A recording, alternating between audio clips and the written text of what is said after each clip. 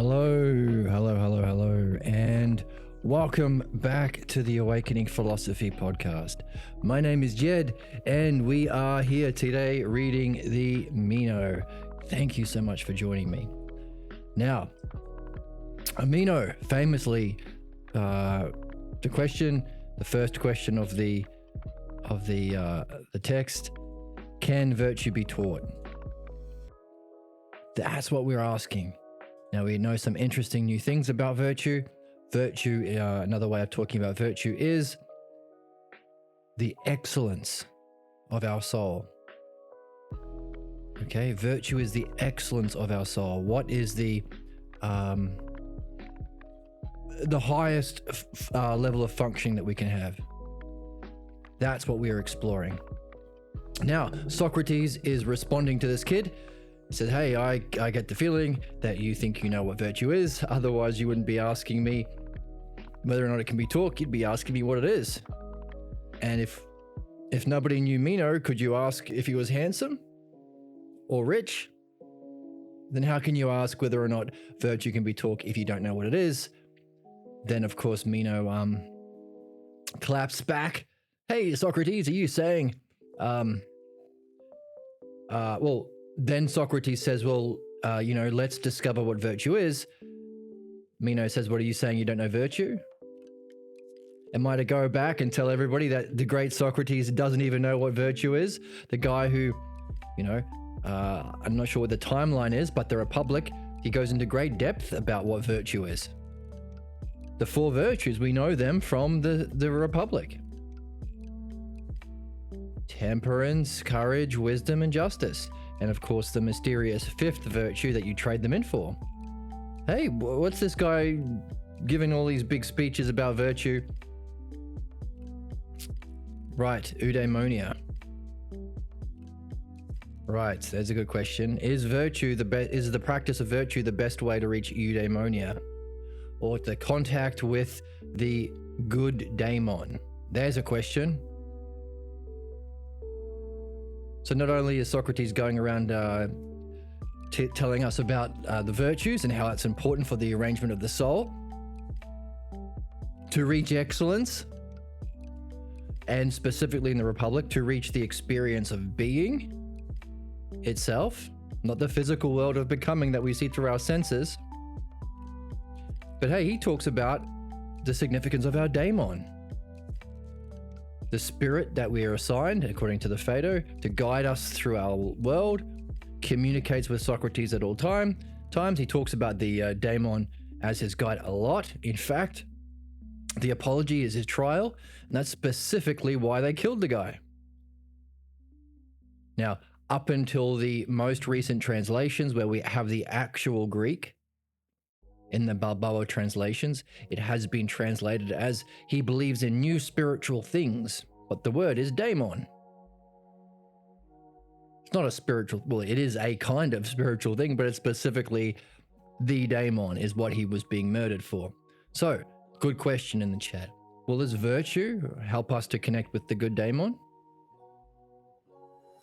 Now, the good daemon obviously contrasts with the negative daemon, which what we might call the pathologos or the inner critic. Now we have to recognize that within ourselves, because as we pursue the mastery of the Meno, we're learning the logos, we're also learning about justice, we're learning how to do the dialectic, we're learning how to think in terms of the dialectic. That's what we're unpacking. What is the structure behind Socrates' thought, so we can think the same way, so we can structure our thought the same way. But also, how is it used? Because when Socrates says, I'm in need of first knowing what virtue is before I can tell you whether it can be taught or not. Meno said, well, hang on a second. The great Socrates doesn't know what virtue? You want me to go and tell everyone that? Socrates clapped back to his clap back with, hey, not only do I not know, I haven't met anyone who knows. Meno's like, hang on, you've met my teacher. Right, Gorgias? Socrates is like, yeah, I have, son. Now, where's my... Hang on. Hang on.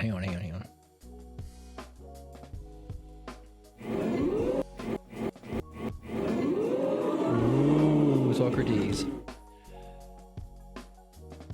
Now, I mean, I said, hang on a second. Are you telling me that Gorgias doesn't know what virtue was? Now, obviously that's what he's saying, but Socrates doesn't push it. We don't use our understanding of philosophy to hurt people or diminish people. We do what Socrates does, which is what? Invites him into a dialogue. I don't remember. So let's reflect. Let's use the dialectic together to discuss it and see what comes to our memory. Now, the first one was Meno's attempt. He gave us a swarm of definitions for what virtue is. And of course, if you give many different examples, that's not a definition. So I want to say, hey, what's a dog? And you said, Chihuahua and a Dalmatian and a bagel. Bagel? Beagle. That's not a dog.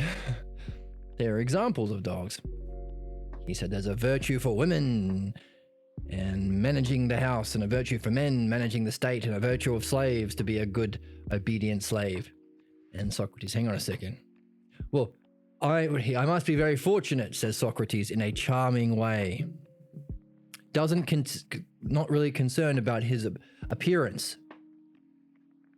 I must be fortunate because I am hearing about a swarm of definitions. I thought there'd just be one. And that's a strong contrast with Meno, who is very interested in his appearance. Socrates might have seen that straight away. Like, oh, hello. If somebody didn't know who Meno was, could they say whether he was handsome? Appearances. Rich. Doesn't mention wise. In the chat, if the teacher was right, Meno would have not struggled so much in saying what virtue is. Even if Plato did not know, Meno's teacher, he knows that the student does not know what is virtue. Ooh, don't tell Meno that. All right. Which is interesting. Because, hey, yeah, that's what follows. Good seeing. So,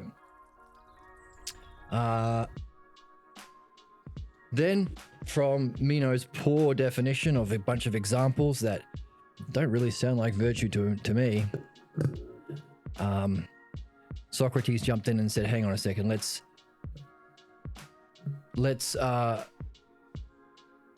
see whether there is a single idea of virtue that is the same, doesn't matter if you're a man or a woman, or a slave, or what have you. Now, that was our first dialectic that we unpacked. A dialectic on it as a definition. So what's the definition of virtue? It is a single idea. What's idea? Idea is a Greek word that means behold. In being. So this thing that we're after in philosophy, how do we behold eternity itself? Know everything all at once kind of thing. The model of this world. The paradigm. And when we do experience it, formally it's called nous, or noesis, or sometimes episteme. These are words referring to knowledge of being. The way of beholding it, you can behold it in different ways, different levels of depth with different levels of understanding. Specifically, you can recognize being as virtue itself, as an aspect or way of beholding being. And so that's the definition of it. And Socrates unfolded a dialectic based on that definition. Hey, by the way, what's another kind of definition? Another definition, he said, bringing up the notes here. So that's a definition. It's an idea. How does it function? How can we be familiar with what an idea is? Well, we keep our eye on it when we do this. When we have a dialectic, asking questions, judging answers, or if you're the other person, called the interlocutor, you're the one answering questions. We do our best to keep our mind fixed on the idea itself. That's how it functions for us in the body. Definition and demonstration. Now, that might have been sufficient. In the dialectic, as soon as it's sufficient, as soon as somebody is with you, you move on to the next point of the conversation. It wasn't, which can tell us some information about our friend Meno. Maybe he's not that good. Maybe he didn't learn much about the dialectic. Maybe this Gorgias guy, thumbs up, wasn't so great that he doesn't know about the dialectic. The whole exercise, the self-exercise, the best exercise of philosophy. This realm of being we get through practicing the dialectic. Why? Because it's a kind of focused reasoning and systematic. It's the model of understanding applied to being, and we keep our mind fixed on it, using dialectic to reach it, or having reached it, like Socrates, use it to unfold a dialectic to someone else to help them. So, demonstration of what an idea is, something we keep our eyes fixed on when doing a dialectic, wasn't sufficient to Meno. So, like we were doing in the chat, we should judge Meno. Sorry, but if we don't know what virtue is, how can we ask, what can us behold from it? Kind of confused. Right, so that's where we go. So, if we don't know what virtue is yet, we engage with a Socrates type dude who might. And he is encouraging us to keep our mind focused on what it is. We start by using our imagination, our highest vision that we can create. All through Plato, he says, imagine this, imagine this, imagine a cave in his famous cave analogy. So as Socrates is walking us through the steps of his dialectic, he's helping us to understand. Now, Meno wasn't happy. He got to the end of the first dialectic and said, no, I don't agree. Which is good for us. That means we get another one. So we're following Socrates' reason and understanding, dianoia. Dianoia means understanding applied to being. So he's helping us understand and at the same time visualize or imagine what exactly this being thing is. Well, one of its aspects is virtue. So we're doing two things at once. We're gaining an understanding and a visualization of what being is. That's the method. That's the spiritual tradition. This is what will awaken our experience of it. Now, what's great about this as the spiritual method, and not chanting or prayer or fasting or taking drugs or yoga or any of the other ones, any of the other non-logos or non-dialectic ones, is if you do experience being, you've got some understanding in your back pocket to make sense of what you're experiencing. The other benefit of the logos as your method is every experience has a counterattack. Every insight has a counterattack. Why? Because we also have problems. So if we're learning the logos and the dialectic, we are also applying it to our problems to discover and purify our blocks or our false beliefs that cause our problems. That's philosophical midwifery. That's the other series we have running at the moment on the channel. So if we do encounter this being, we won't freak out, dude, man. Freak out, man, and have a bad trip. A bad experience because of our false beliefs about reality as it's bad or evil or the devil or something crap like that, or that we are inadequate. I am not good enough for beauty. I'm inadequate in some way. I'm not good enough. I'm a sinner. Any of that crap. So this is why, well, the few reasons why Socrates calls this the only real spiritual tradition. Or might upset some Menos out there who have beloved teachers, but the great thing about the logos is you don't need to be born in the right tradition or in the right family or the right planet. Understanding logos is open to all. Everyone is in the game. Whether you know it or not, whether you like it or not, we're all in the game because we all have false beliefs that cause our problems, that we're curious about, we want to understand and solve, and we also forget the true nature of reality when we're born. So we also are curious. We're interested in beauty. Everyone is. We're all interested in justice. Everyone doesn't like it, unfair things. So all we're doing now is doing it consciously, mindfully. What we're doing anyway. Just like you might spend your entire life giving yourself positive affirmations, but you'll never solve your problems. So learning the logos and the dialectic in midwifery is doing it better. Equally so in the higher side, spiritual, you might spend your whole life sweeping up at the ashram, meditating, chanting, and never have an experience of being. Learning the logos, you doing it through understanding rationally, is just doing it well. Another way of saying that is you could stumble on some way of solving problems, but the chances of that is almost zip. You might stumble on enlightenment. Again, the chances of that almost zip. It's happened before. And even those who do stumble across it might not understand it and therefore might not integrate it and might not have understood their problems. And so they become spiritually powerful, but then more powerful in doing their problems, giving us the famous archetypes of, the Buddha with the wine in his backpack, or the drunken master, or the pervy sage is well used in anime. In the chat, like a game fixing bugs over years and years, bugs are part of life, and we can do it to fix it over time. We're closer and closer to the idea. Right. So by removing our false beliefs in midwifery and doing what we're doing in today, going through the dialectic, we're refining our image. We're refining our use of understanding by learning the dialectic, and hopefully you're practicing it with your friends and you're practicing it with the rest of us on Discord.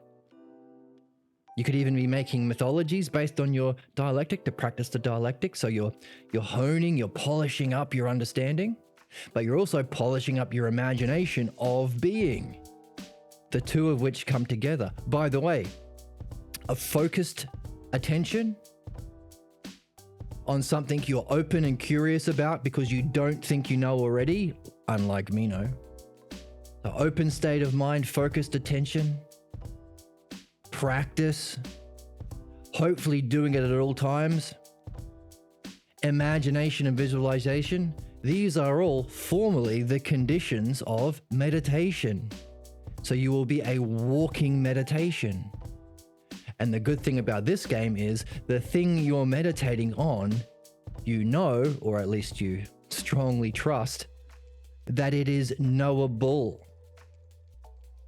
What does that mean? Well, if your meditation is on something that can be apprehended in being, you can move from meditation to the goal of meditation, contemplation, where you join with it. So that's kind of what we're doing in a roundabout way here. Well, not roundabout, we're doing it specifically by unpacking the dialectic in Socrates' argument so we can learn how to do that for ourselves and practice it with our friends.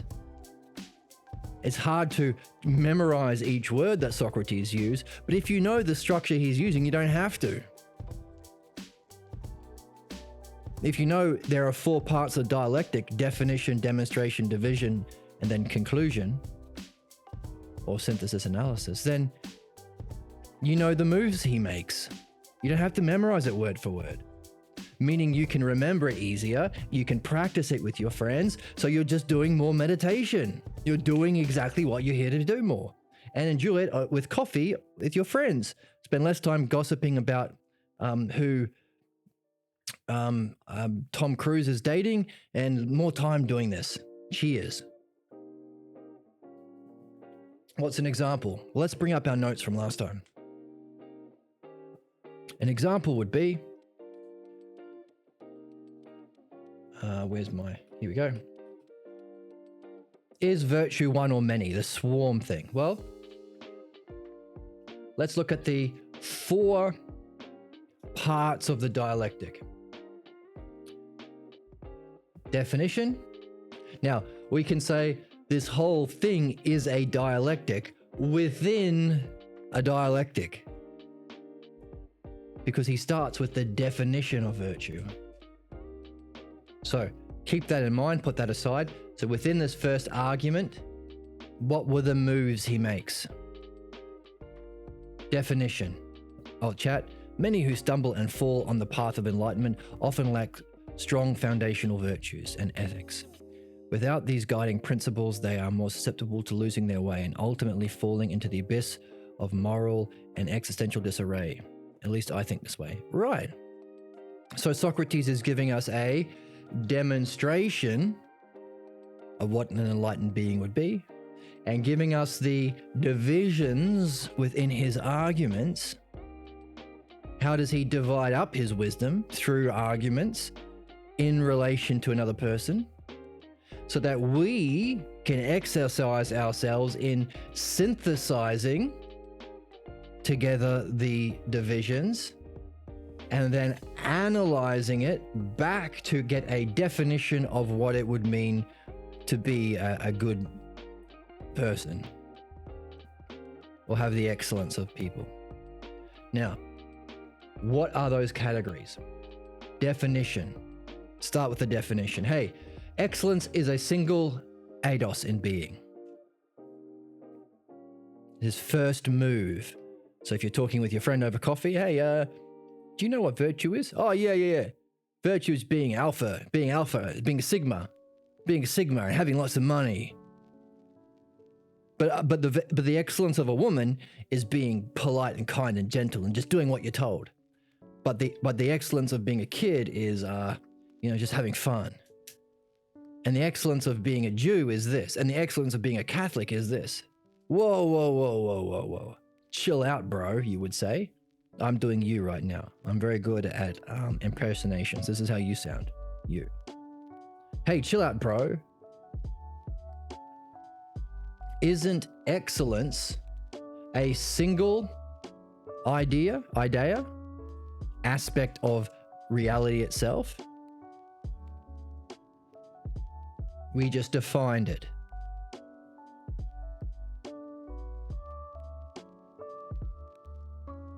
The magic of the dialectic is it goes back up and never ends. Right. It's a relationship.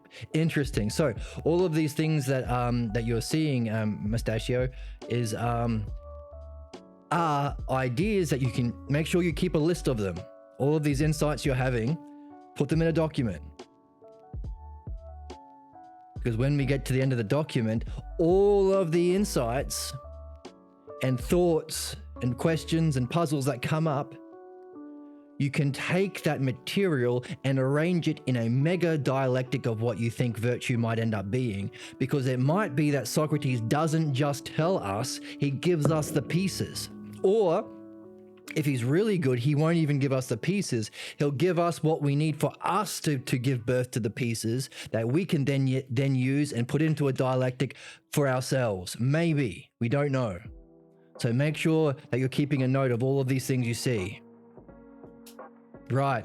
Good. Some of them might pan out, some of them won't. That's okay. You don't have to judge yet.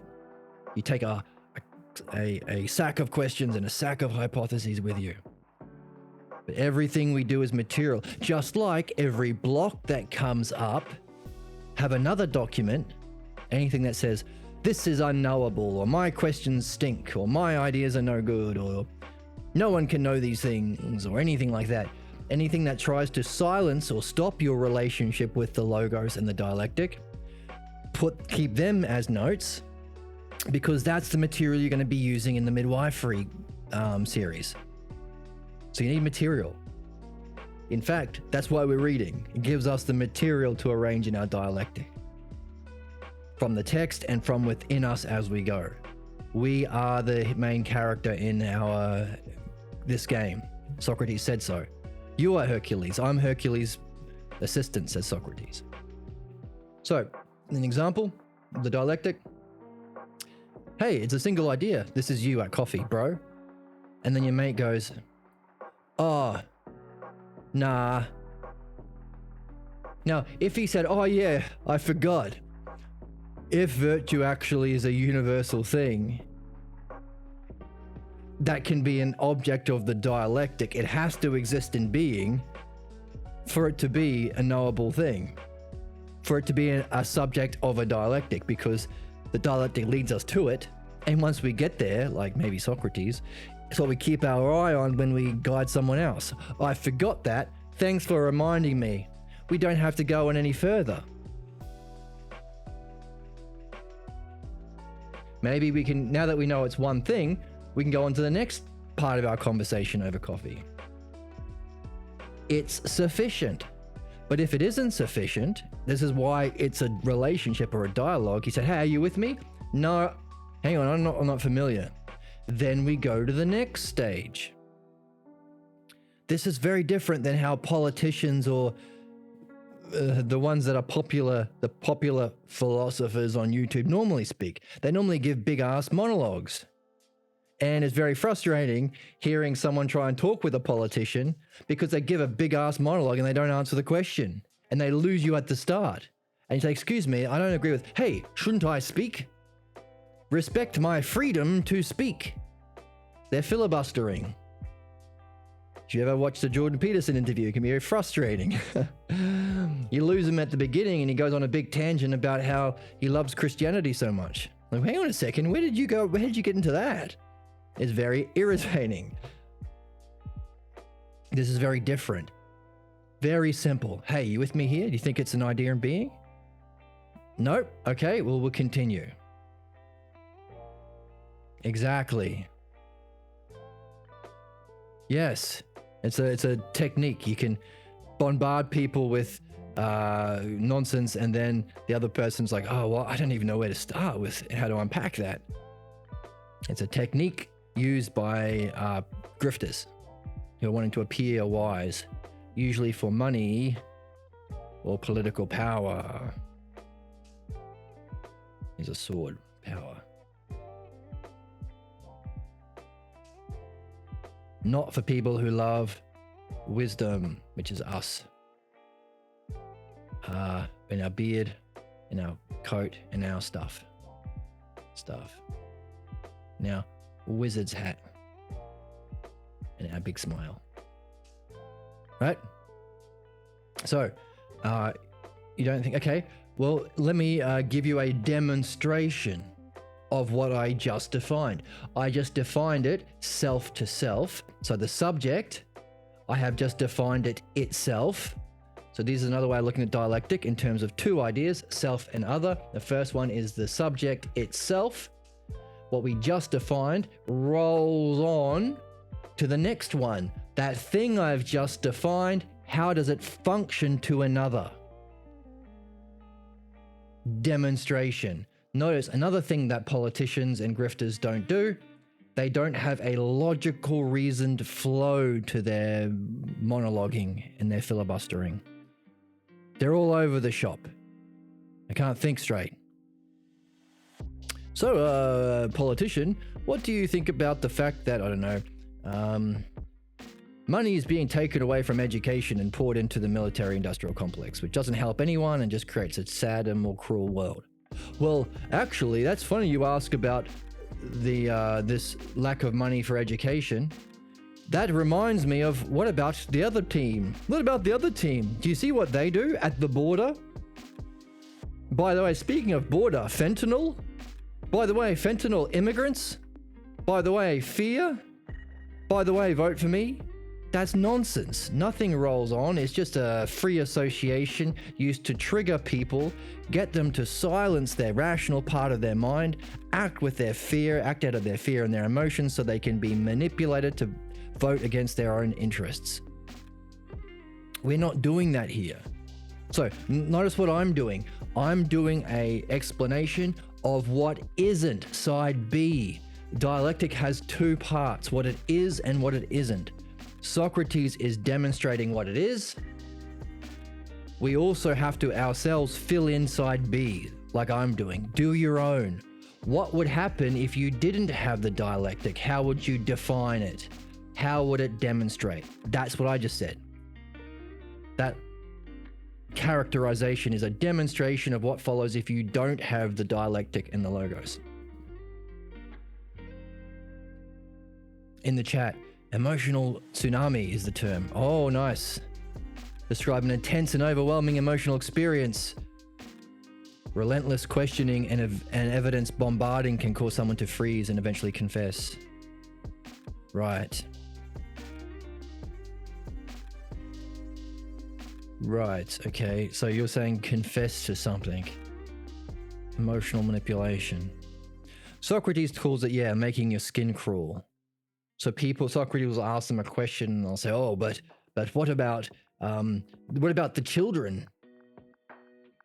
What about child sex slavery? That's supposed to make your skin crawl and distract you from reasoning. So that's what happens inside B. Now we're looking at what Socrates is doing inside A. We need both, by the way, for a complete understanding. So what's the opposite of free association and an emotional tsunami and skin crawl arguments? Well, what we've just defined here rolls on.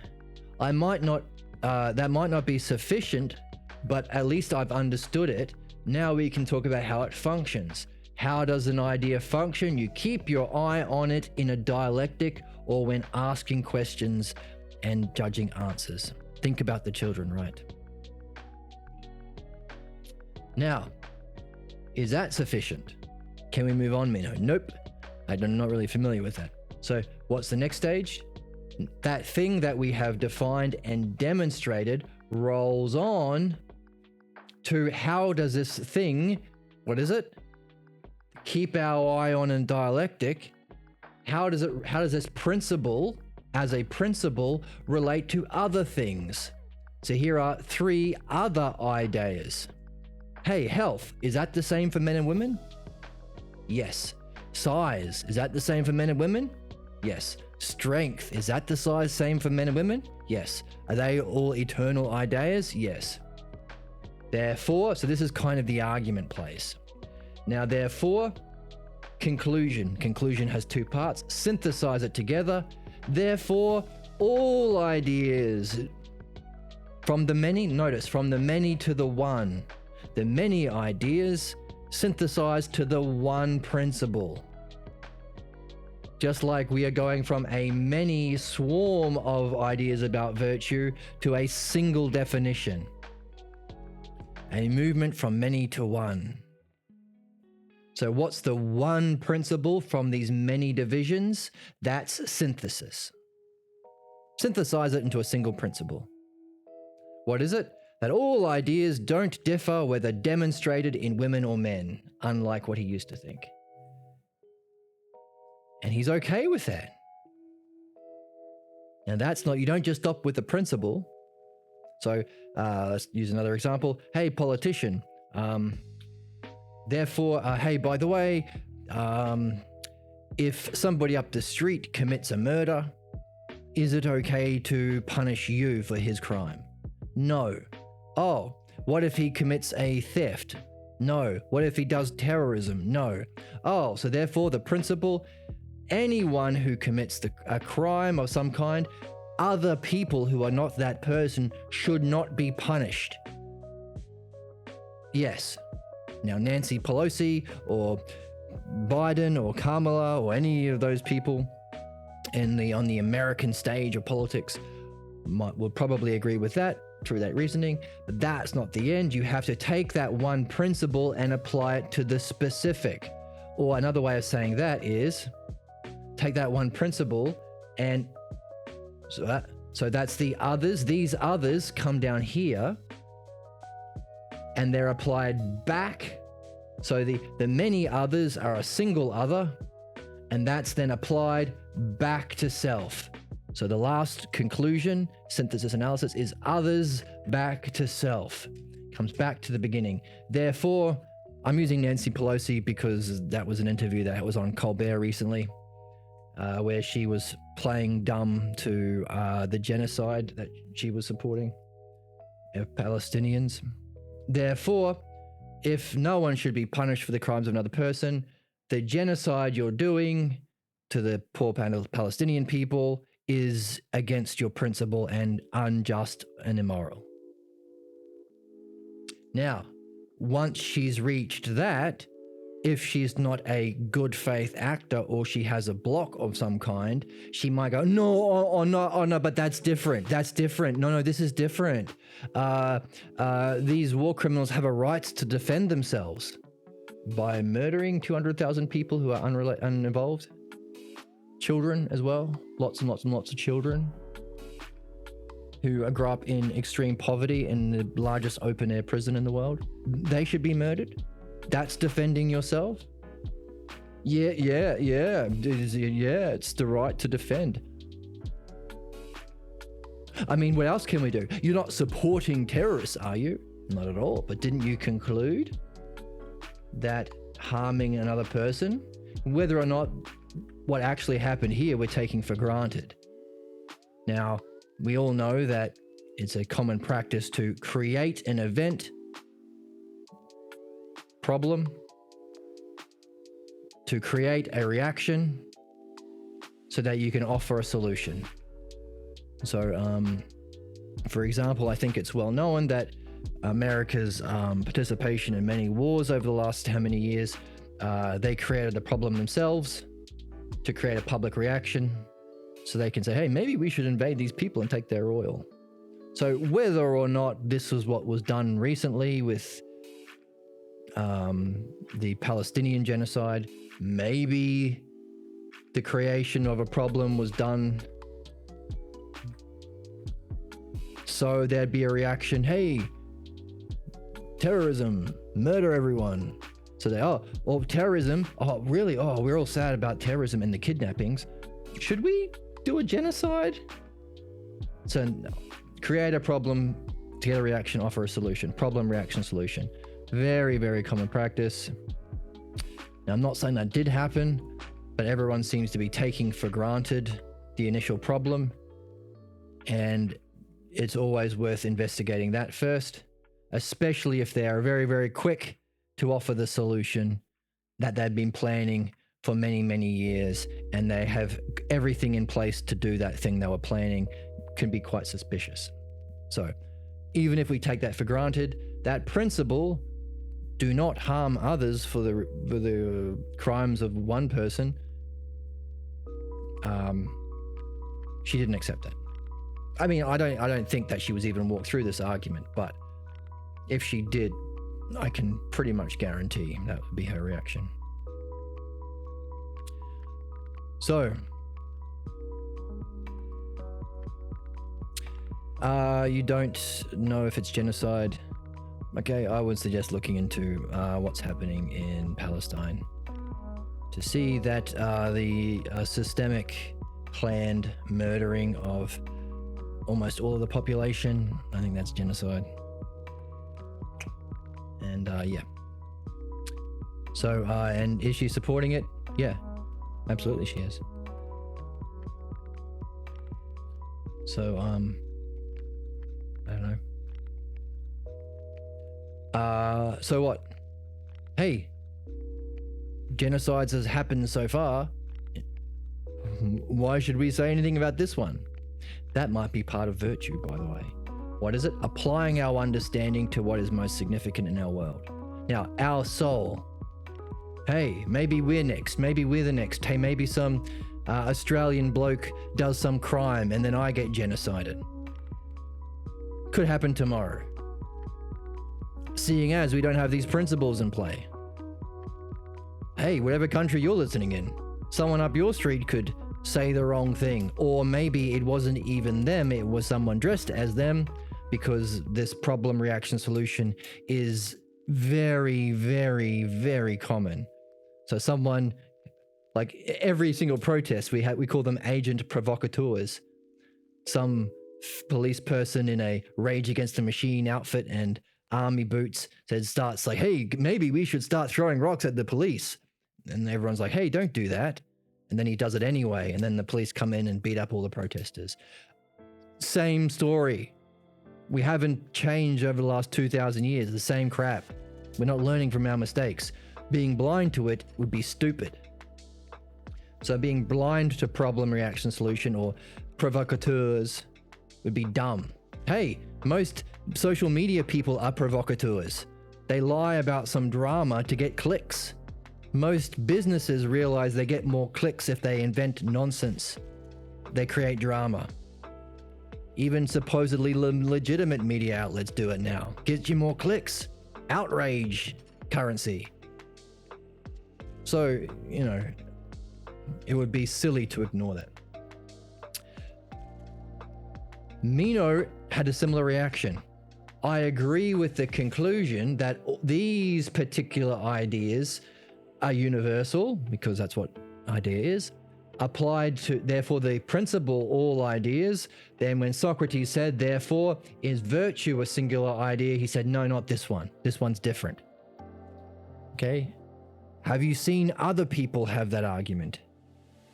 Have you gone through a phase where you argue with a religious person and you said, hey, here are these other religions. Maybe you talk with a Protestant and you say, hey, by the way, Catholicism, that's wrong, right? It's not a universal truth, right? Yeah.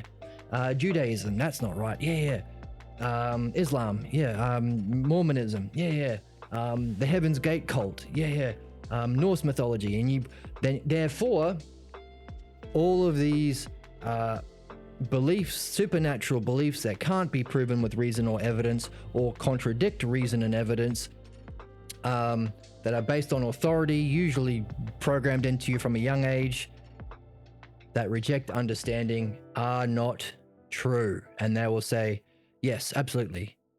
Therefore, your religion that you got that demands you accept things you are demonstrably false or can't be proven, and prevents you from moving from belief in somebody else with a funny hat to your own understanding, and prevents you from experiencing it to verify your understanding, and therefore prevents you from integrating it, and then prevents you from learning the art of the dialectic. So prevented all the way down there. Everyone else is bad, therefore yours is too, because it follows the same principle. Have you had that conversation? What happens when you get to the point of analysis where you apply it to the point of the argument? Often they'll say, oh, no, not my one. Not my teacher. My dad was a saint. Not my priest. He was a cool preacher. He played guitar. Not my pastor. He did his sermons at the skate park. You don't get it, bro. That's how your friend sounds. Well, interesting principle. Number one, don't take it personally if it's a principle. If you do, it's an evidence of a problem. Why? Because logos is universal. Pathologos is universal. If you don't have a reaction to anything that I just said, then you're probably not human. Or you have had reactions to the things I'm saying, and you have gone through it through a kind of reflection and development of understanding, and you recognize, yeah. I get it now. It's not personal.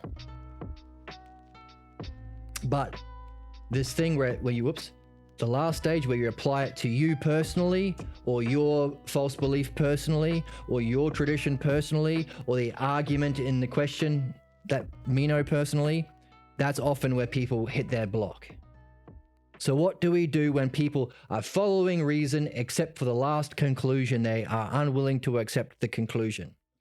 Well, normally we go into philosophical midwifery because it was an irrational conclusion that they rejected.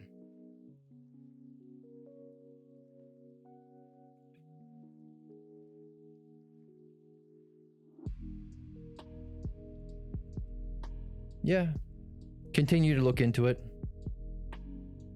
And you might ask the question, how many murders? How much of the population do you determine should be murdered for it to be meeting the condition of genocide?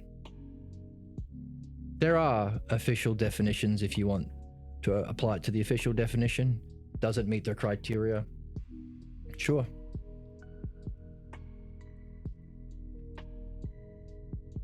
And if you are hung up on whether or not it meets the official condition, or if you need another 10,000 people to be murdered by the state to pursue their goal of cleansing the world of their race, then you might want to ask yourself, why am I focused on that technicality and not understanding the conditions and cause of the problems and how we would go about remedying it? Because that's a kind of tangent. Technically, it's not genocide. You need 300,000, or you need 40% of the population. Wait until 40% of the population has been murdered while living in their open-air prison. Why? Okay, so just look into that. Why are you interested in a tangent?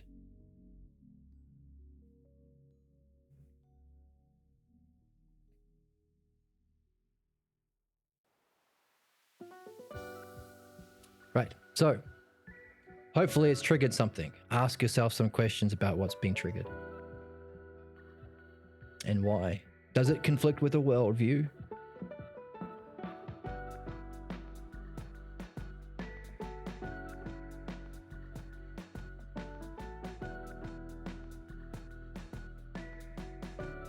Not a tangent, okay?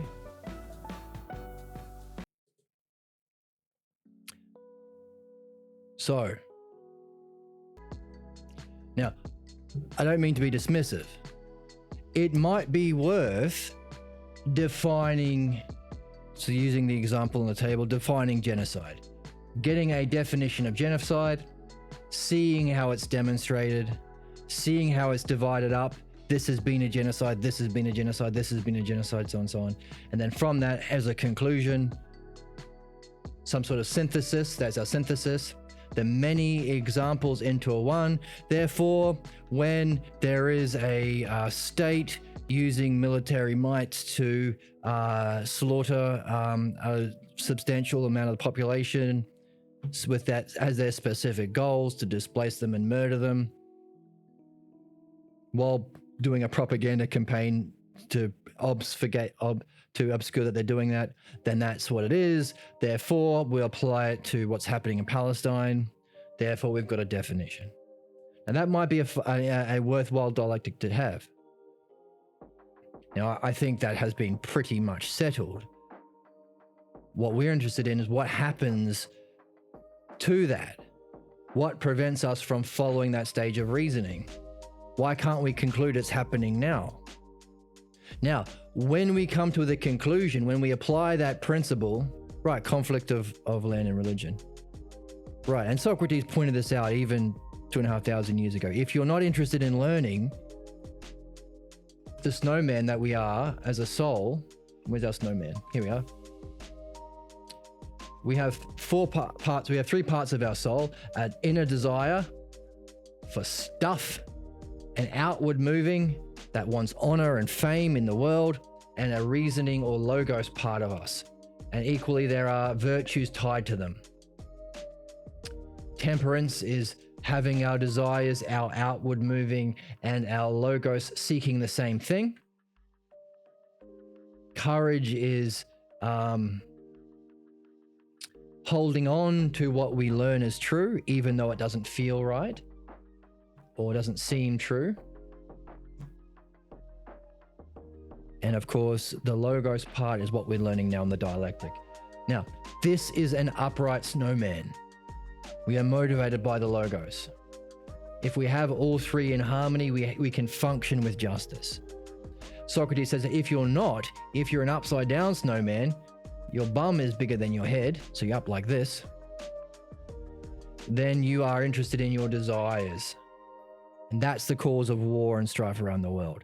To have land and, of course, religion by the powers that be. They don't believe in most of them. I mean, there are some, but a lot of them just use the opinions and the beliefs of people to manipulate them so they can get stuffs. And they don't care about the truth. So they don't care about reasoning. They don't care about the truth. They don't care about virtue. They're interested in their desires.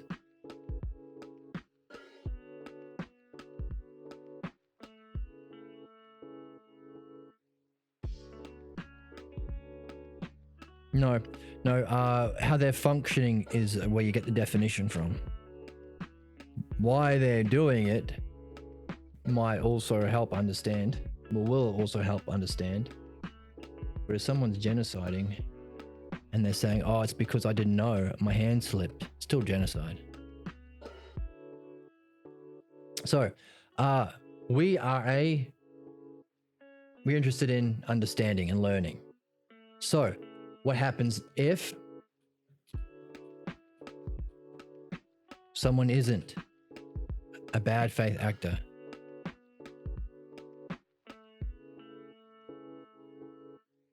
All right. So, you get to the conclusion, you followed reason, but you're unwilling to accept the conclusion from the reasoning. Now, we would recognize that in our work of philosophical midwifery as a block to the logos, the unwillingness to accept a conclusion followed by the logos. Doing it, accepting it, is the virtue of courage, by the way. Not doing it could be evidence of a pathologos, that which blocks the logos. And so,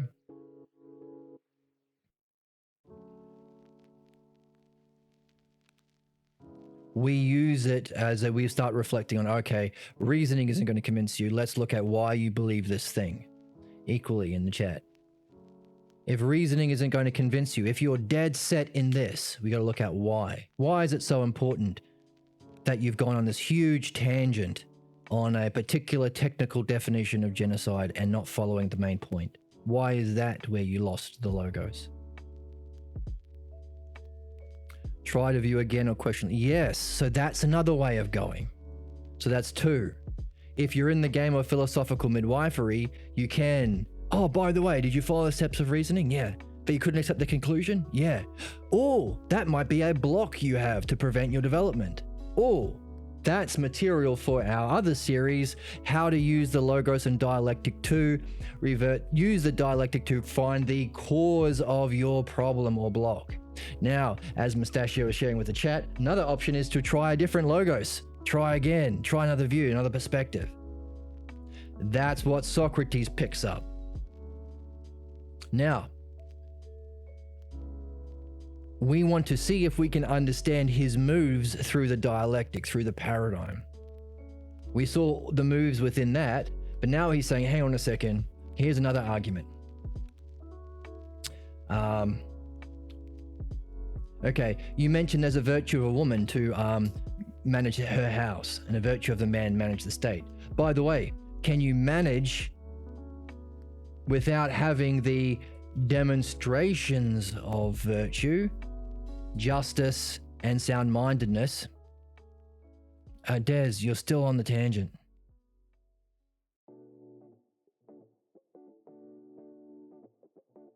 Maybe you did. Fine.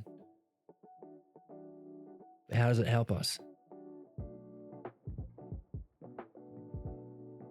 So, could we say, again, we're not interested in opinions. This isn't a channel for opinions. You either agree with your opinions or you don't, and who cares? We're interested in understanding. Now, if you can structure your opinions through a dialectic and a question, side A and side B, then we can share. No one's going to agree with your opinions just because they're your opinions. If you learn the dialectic structure of how to do what Socrates is doing, definition, demonstration, division, conclusion, for what if it is and what if it isn't, both, then we can share the wonder and the openness and the curiosity. If you're certain, no, I'm certain, then no one's going to want to talk to you. Who gives a shit? You're certain? Yeah, so is my uncle. He's a racist. If it's a question, oh, I like questions. If it's a question with structured arguments of the dialectic, oh, we can follow that together. And I can tell you where I get lost.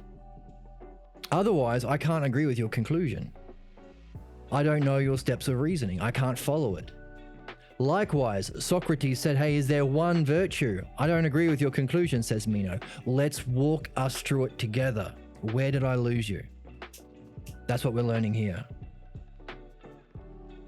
Don't get caught in the weeds. There's a bigger goal. So, can we unpack the dialectic in here? Take notice again. So here's the conclusion. Then excellence or virtue won't differ in relation to being excellence, whether it exists in a child or an elder or a man or a woman.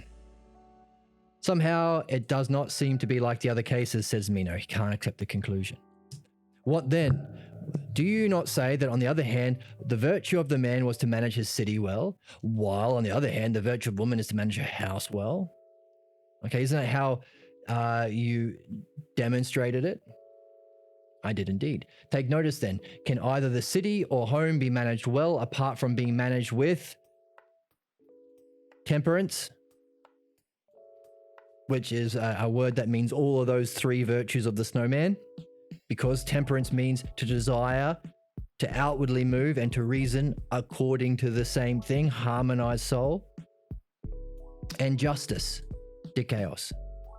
Justice is what happens when you have those three virtues. How can you use that harmonious soul to benefit in everything you do? So those two words are kind of catch-alls for all four of the virtues for the Greeks. So let's break it down, because we want to not just follow this to the conclusion, which is good. The definition dialectic was on virtue itself. Demonstration is how they function to reach a goal. So let's get this one down here. And our hypothesis is that Socrates is doing a dialectic. So if it's our hypothesis, dialectic within the demonstration.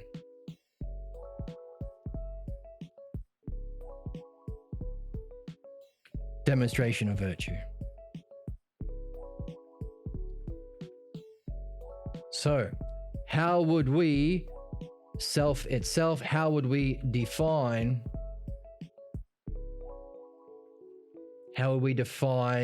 the demonstration of virtue? Well, managing well. To manage well. Now, also look at what he's doing. He's picking up the language of his interlocutor. You said manage the city, manage the household. So let's use the word that you're using, manage well. Now, how does managing well demonstrate itself?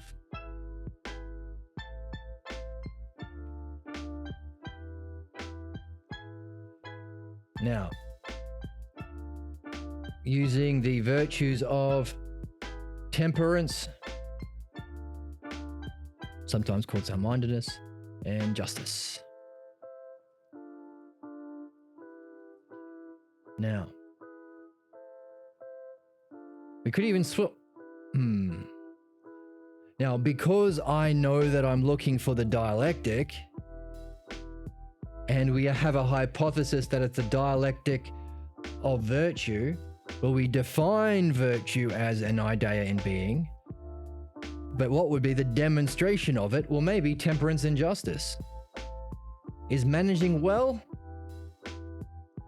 So in other words, is the definition of the demonstration of justice managing well?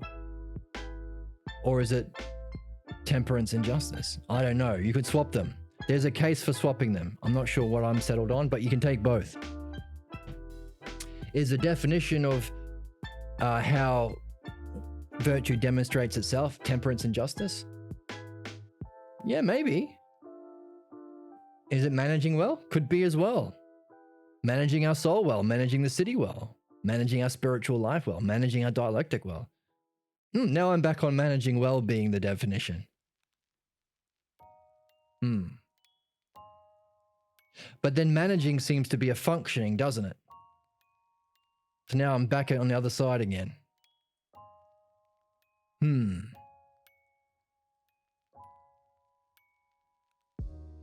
All right, I'm going to swap it. I mean, in my mind, I'm taking both and putting them both in my hypothesis sack. But I'm leaning more towards this one, so I'm going to do this one. But again, we don't have to know for certain. We take both and we see what pans out. Different from opinions, where you have to be fixed in whatever opinion you have and you're tied to and you're identified with and you get your fame from, or you get your sense of self from, or you get your sense of accomplishment from. I am great because I'm a Catholic or whatever. Or Meno, I'm so smart because I know what justice is, what virtue is. We're not in that game. Socrates says, hey, I don't know. I want to know, so let's play. Oh, you say you don't know. I'm going to gossip about you, Socrates. I don't care. I don't care. I've never met someone who knows. How about that? What's the next stage? Oh. This one rolls on. Other to other, or division.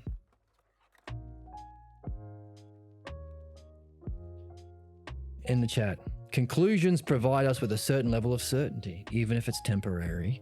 When we question our certainties about uncertain matter, our confidence often grow.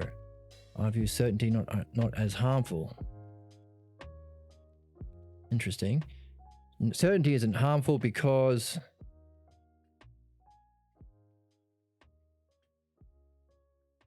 why? Conclusions can provide us with a certain level of certainty.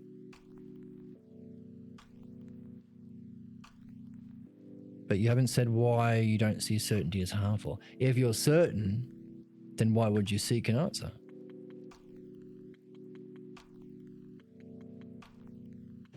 If you know that you know.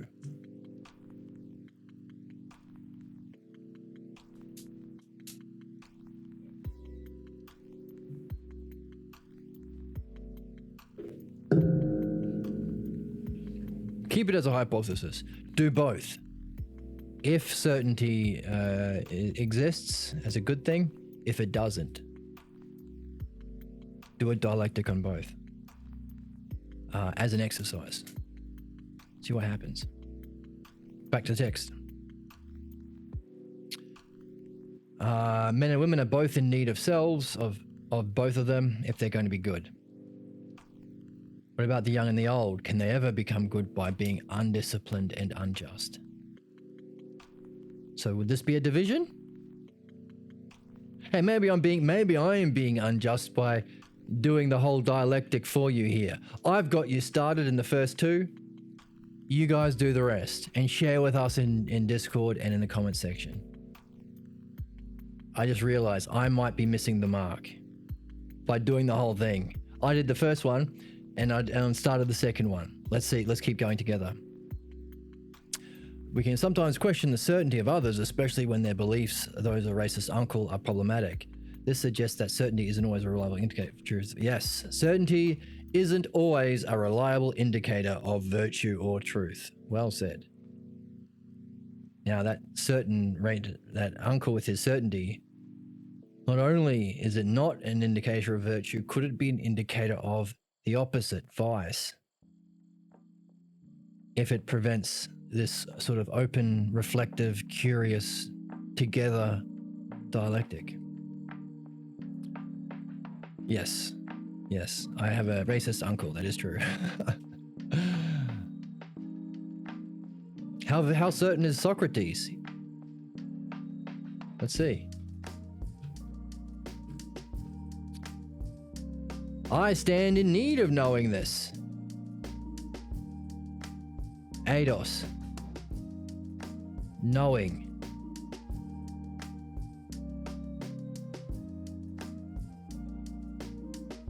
Actually, let's get the exact Greek pronunciation.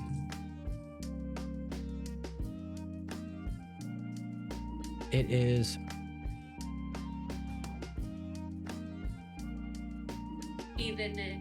Idene. Eidos. To know. Idene and eidos. Eidos is under here. So Socrates is in need of knowing what is the self of virtue. What does that mean?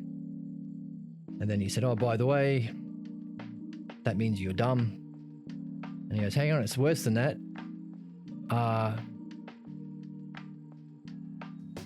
I've never encountered anybody who knows what virtue is. Oh my goodness.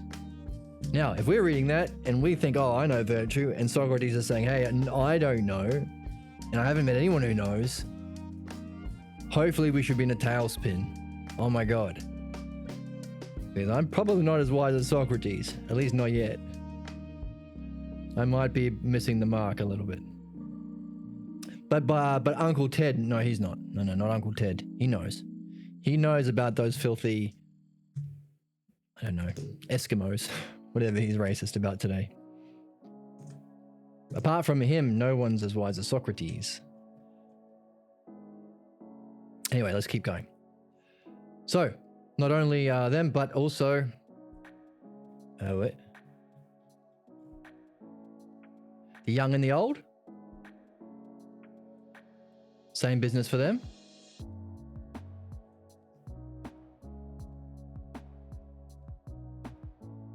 Now, do I have... Is it this one? I thought I had... Oh, I do. Okay.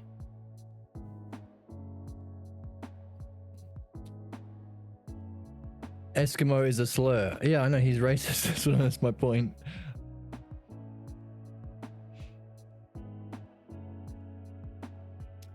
Yeah. I like the word Eskimo, by the way. It's cute. I don't know why it's a slur. I mean, something assigned by another race that you didn't accept yourself. Indians. But I think it's a cute word. Maybe it's because I ate Eskimo pies growing up. Certainty is helpful. It's certainly helpful following Socrates' logic, but following blindly, I don't embrace it so much. It's how Nietzsche was born. He did not. Everyone embraced form years and years ago. Did not. That's how Nietzsche was born. He did not like that everyone embraces philosopher's form years and years ago. Well, no one did. No one picked up what Socrates was laying down. Or maybe for a few years until the Dark Ages when it was crushed. But I don't see many people picking up this form. There were some Platonic philosophers within the tradition, but I think they weren't the majority. My uncle is full Trump, and he's a good as racist at the moment.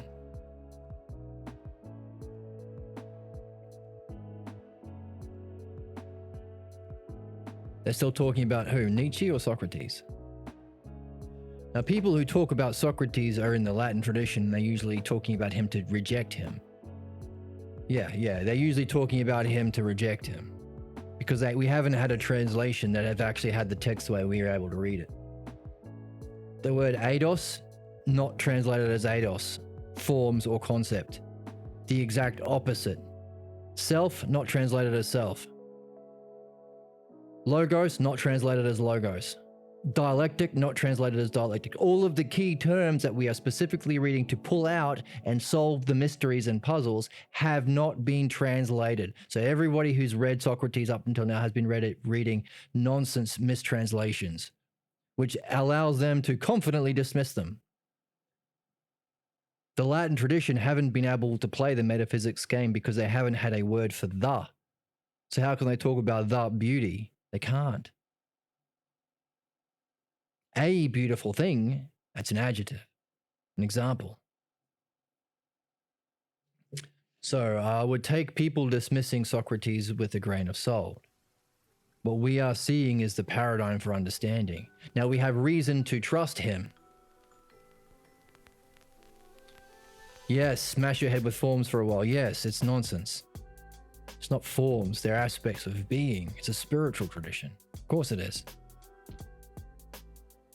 Now, we trust this as we go. Now, it'd be after we understand the paradigm, it can be fun to go back and read Nietzsche and see how far up the logos he got. Not very far, I would suspect. And what the nature of his pathologos is and how it functioned. and how it divided and then come to a conclusion. But first, we need to know the paradigm before we can use it to diagnose people. That's why we're in this game. So, young and old, is this another division of what? Okay, we should make this point out. Within the division, you can go a couple of different ways. You can say what it is or its opposite. At the moment, he is talking about what happens if people are untemperate and unjust. But he could be making an argument about, so what follows this or what follows this? Temperance and justice. Now I'm back with the temperance and justice being on the bottom because, swap these around, because the division is what follows with the thing or its opposite. So let's swap that around. I'm back the other way, guys. So I'm giving you a demonstration of what it's like to play this game. So we might say, hey, when you're playing a adventure game and you spec as a warrior, and then you realize the fighting mechanics in the game stink, you'd rather be a magic user, you can respec and have more fun having respec rather than being tied to what your original way of going is. Likewise with this, the archetype of the hero's journey. So why do I say this? Because temperance and justice is the other that now has unfolded into its divisions for what it is or its opposite. And we are talking about what it is and its opposite for men, women,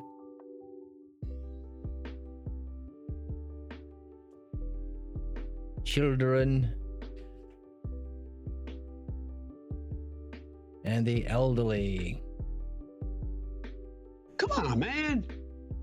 What in the heck are we talking about here? We're talking about the elderly, Joe.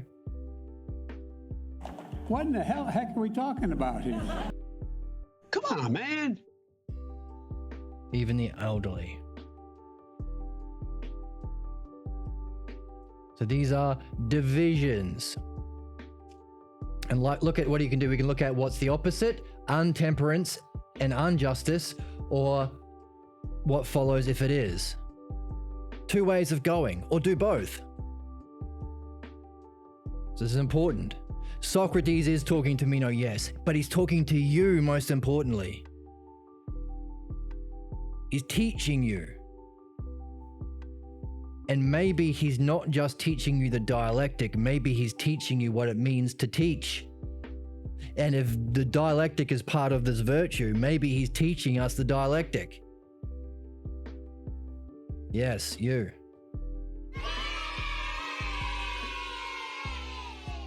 So these are hypotheses. I like those ones because it fits neatly within the text.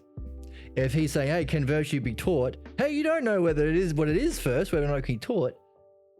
Maybe this dialectic that Socrates is teaching us by giving us both sets of divisions, men and women, if they have justice and justice and temperance, they're going to be good.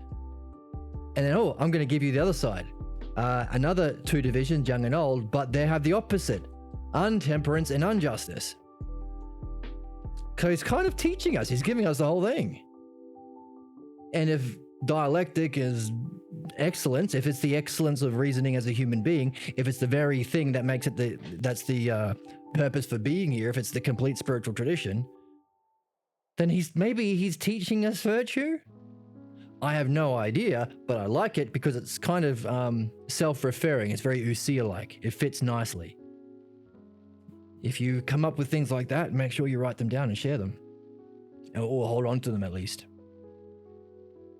Oh no, hold on to them first. More importantly, be greedy for the logos. Socrates says, I'm not interested in convincing others. I don't care if people believe me. They will if it's naturally beautiful secondarily. I'm greedy for the logos. It says it in the Phaedo. Look how greedy I am for the logos.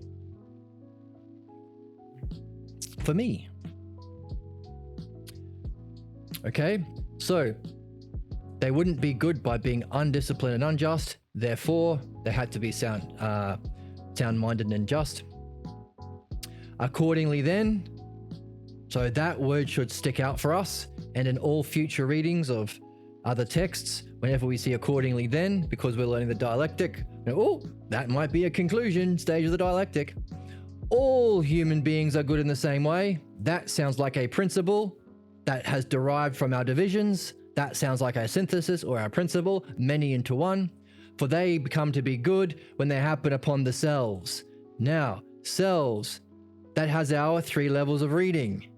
The selves, what selves? Justice and sound-mindedness.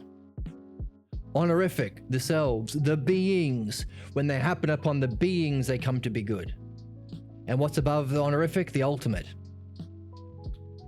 You become the good when you happen upon the self. Again, these are hypotheses. When you see the word self, you are invited to play all 3 levels. I suggest doing it anyway, even if it makes no sense. If you're not familiar with the first hypothesis of Parmenides, there's a series, by the way, still do it. What could be the ultimate? What's beyond the being? What's beyond the realm of being, the ideas? Chat.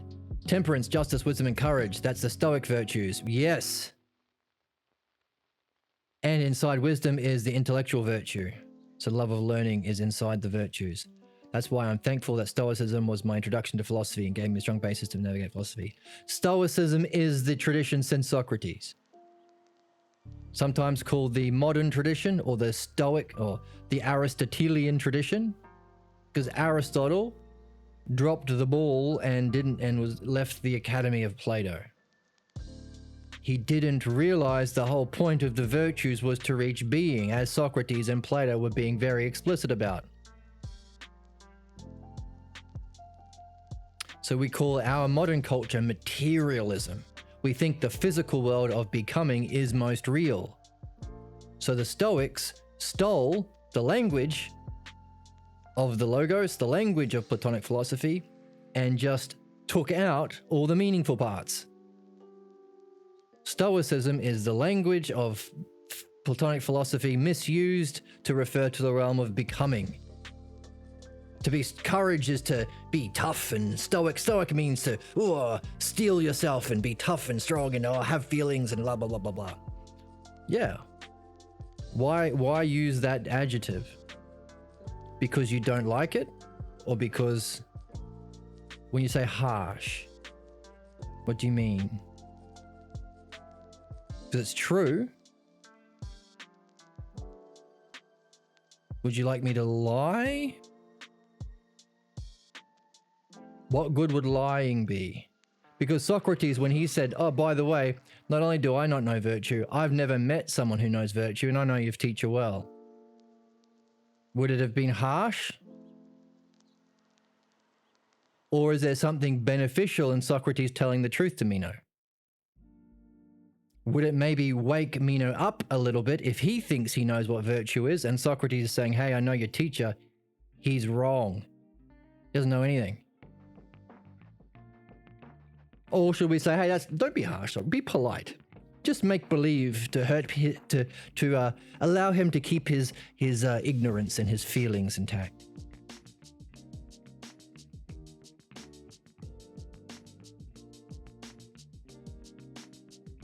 Now, what do we do with the truth?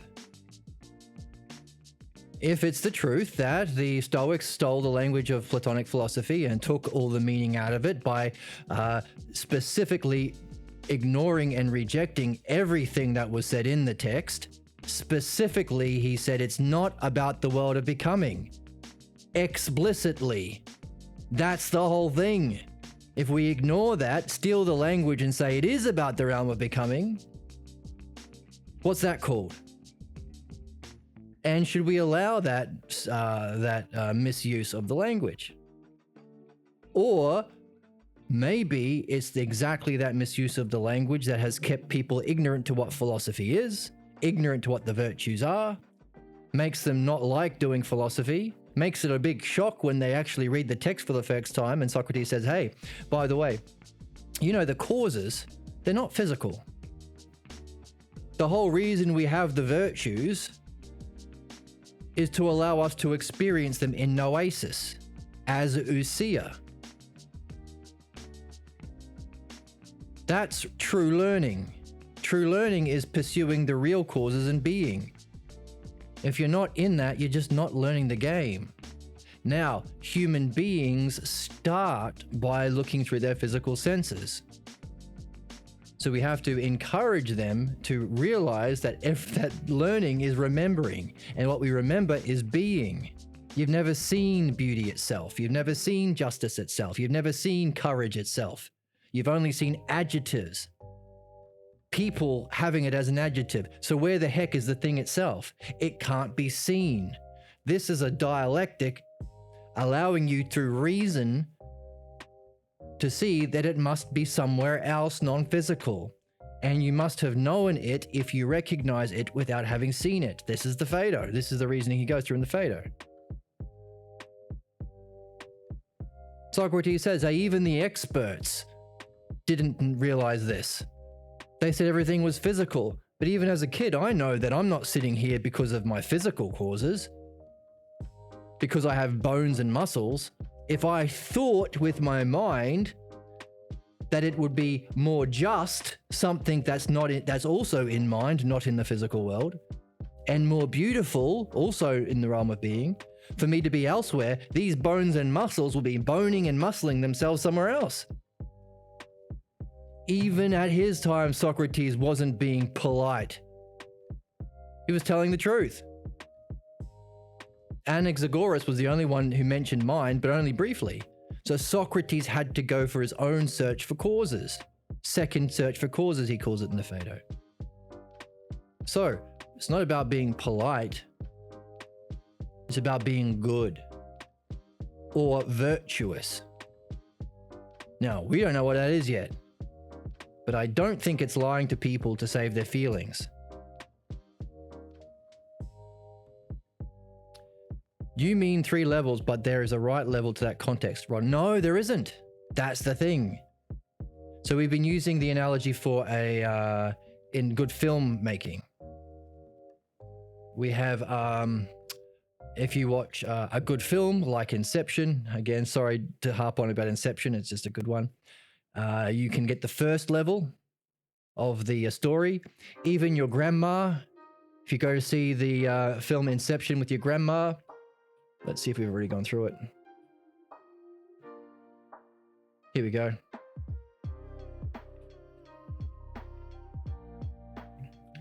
You go see Inception with your grandma. There is the first level of meaning of the film. The particular or the obvious or the physical, talking about Stoic. The particular, often physical. And we can substitute the English word it. Let's give an example from the text. So, it. So accordingly, blah, blah, blah, blah, blah, here we are. Sound-minded and just. Accordingly then, all human beings are good in the same way, for they come to be good when they happen upon themselves. It. So they have to be sound-minded and just. Accordingly, they come to be good when they happen upon it. See, upon it. It points to the subject of the sentence. It being sound-minded and just. That's our first level of reading. And using our analogy, let's do two this is a skill tree, by the way. It's a triad. So using the particular physical it, we often call that the narrative. So in Inception, Leonardo DiCaprio, narrative.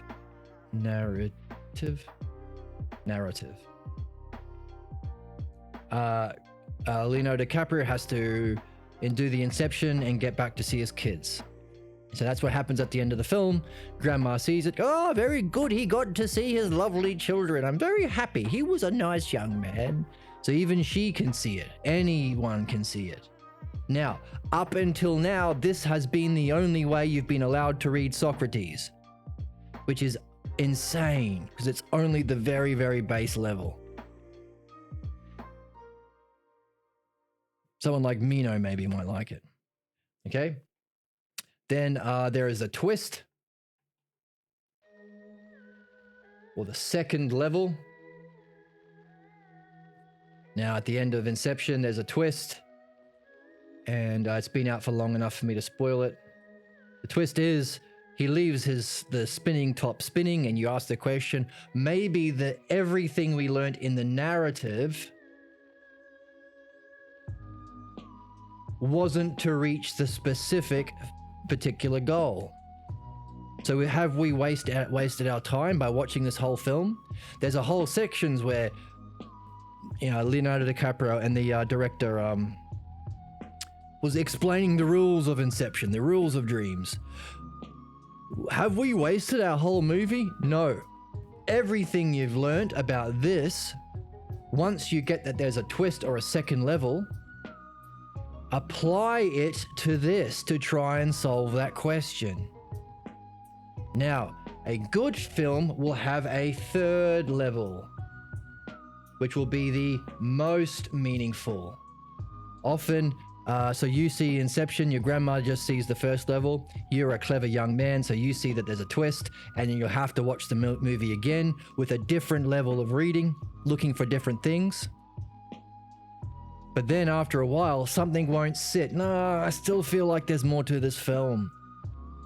Then you go on a YouTube deep dive to a film theory channel, and then they find that there's a most meaningful third level.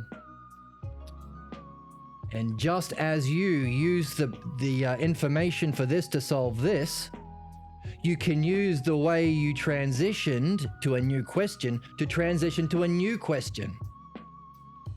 In other words, he gave you the question. So here, let's say it this way. In a film, usually you're given the question and the answer. That's why you walk away satisfied. And even grandma likes the film.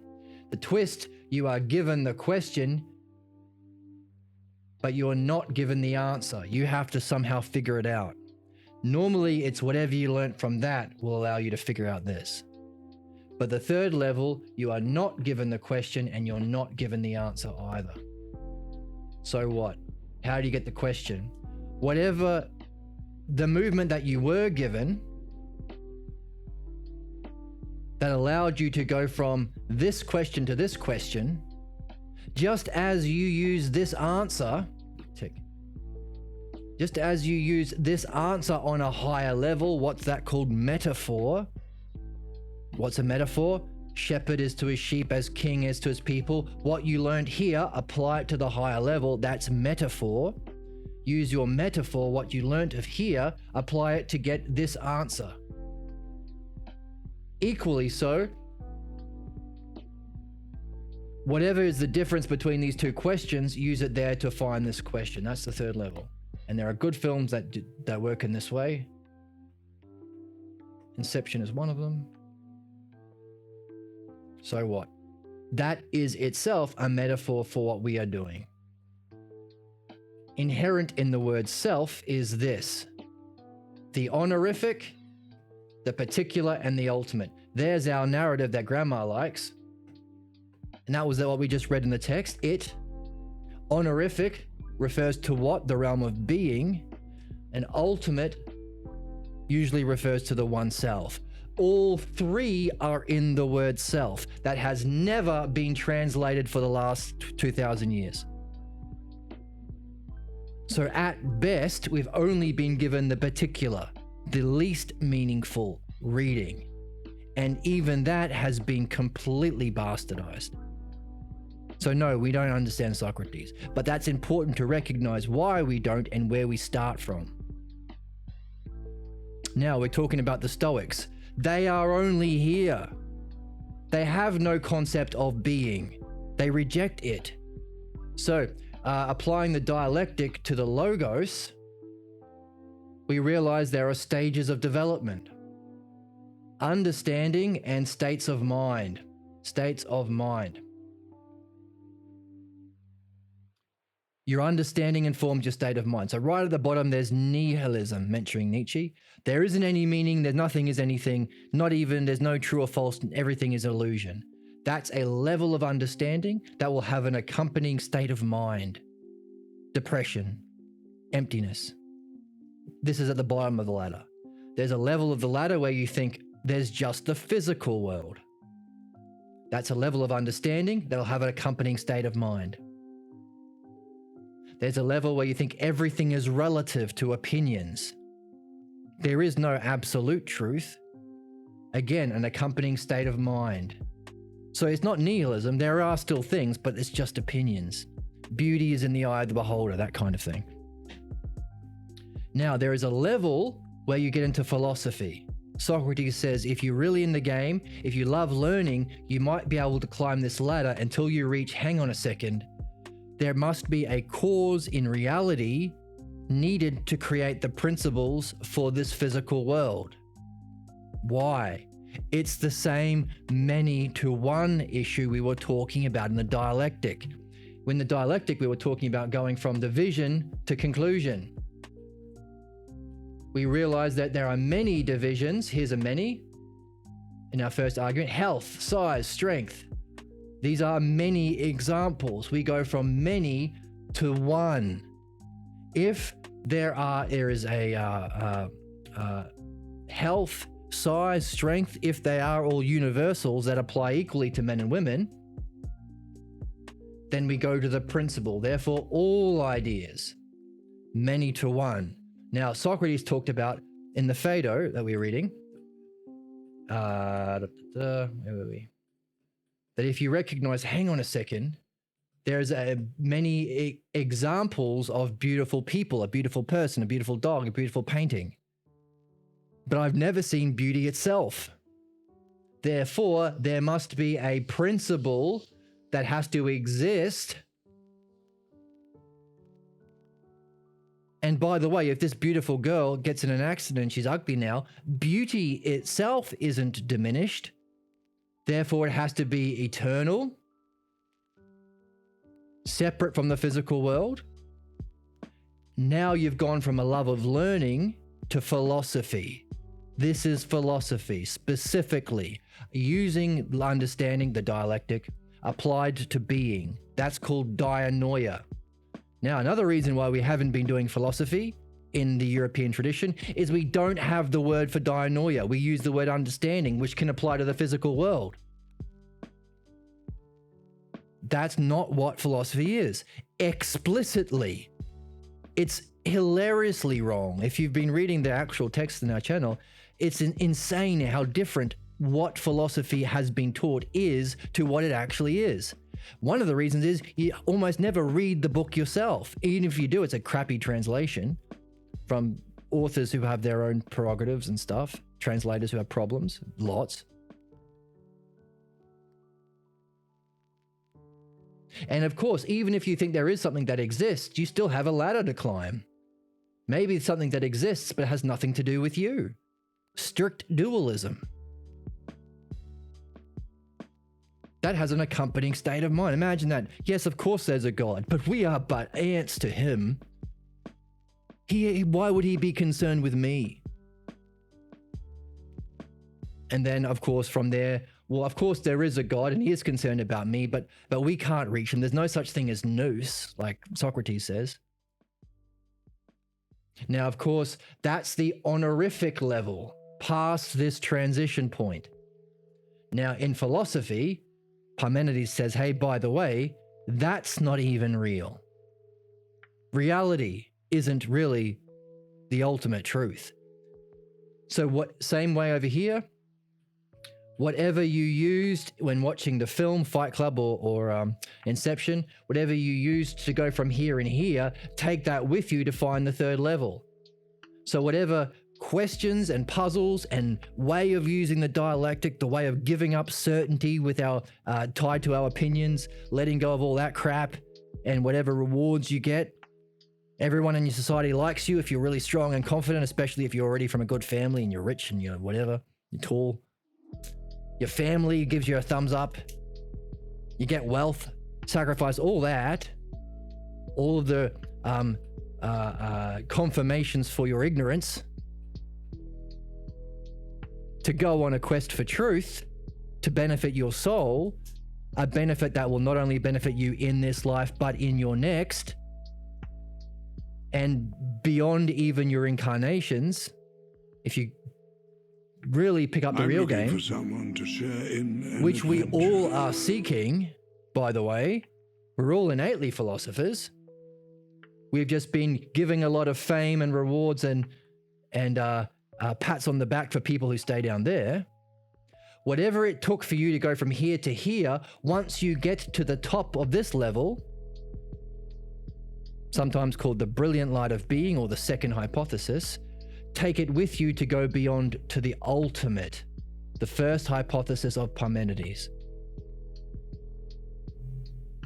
In Parmenides. So anybody who is reading philosophy and is down here, they're not reading philosophy. They might be claimed to be. They might have a Gorgias-like teacher.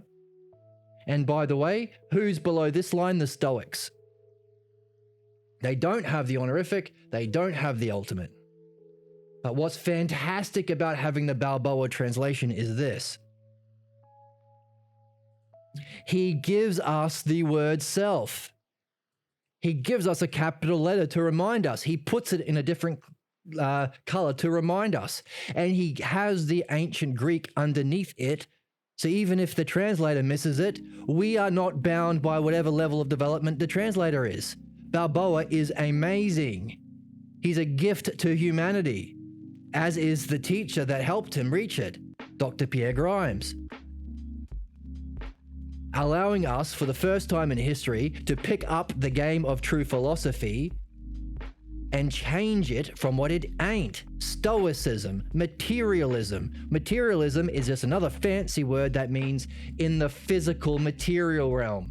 Below this line, I shouldn't do red because red's usually my... I can keep this picture, it's pretty nice. Let's do this. Let's give it blue.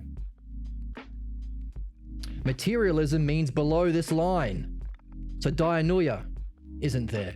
Dianoia is a Greek word that we don't have an English word for, another difficulty, which means dianoia is understanding applied specifically to here and here.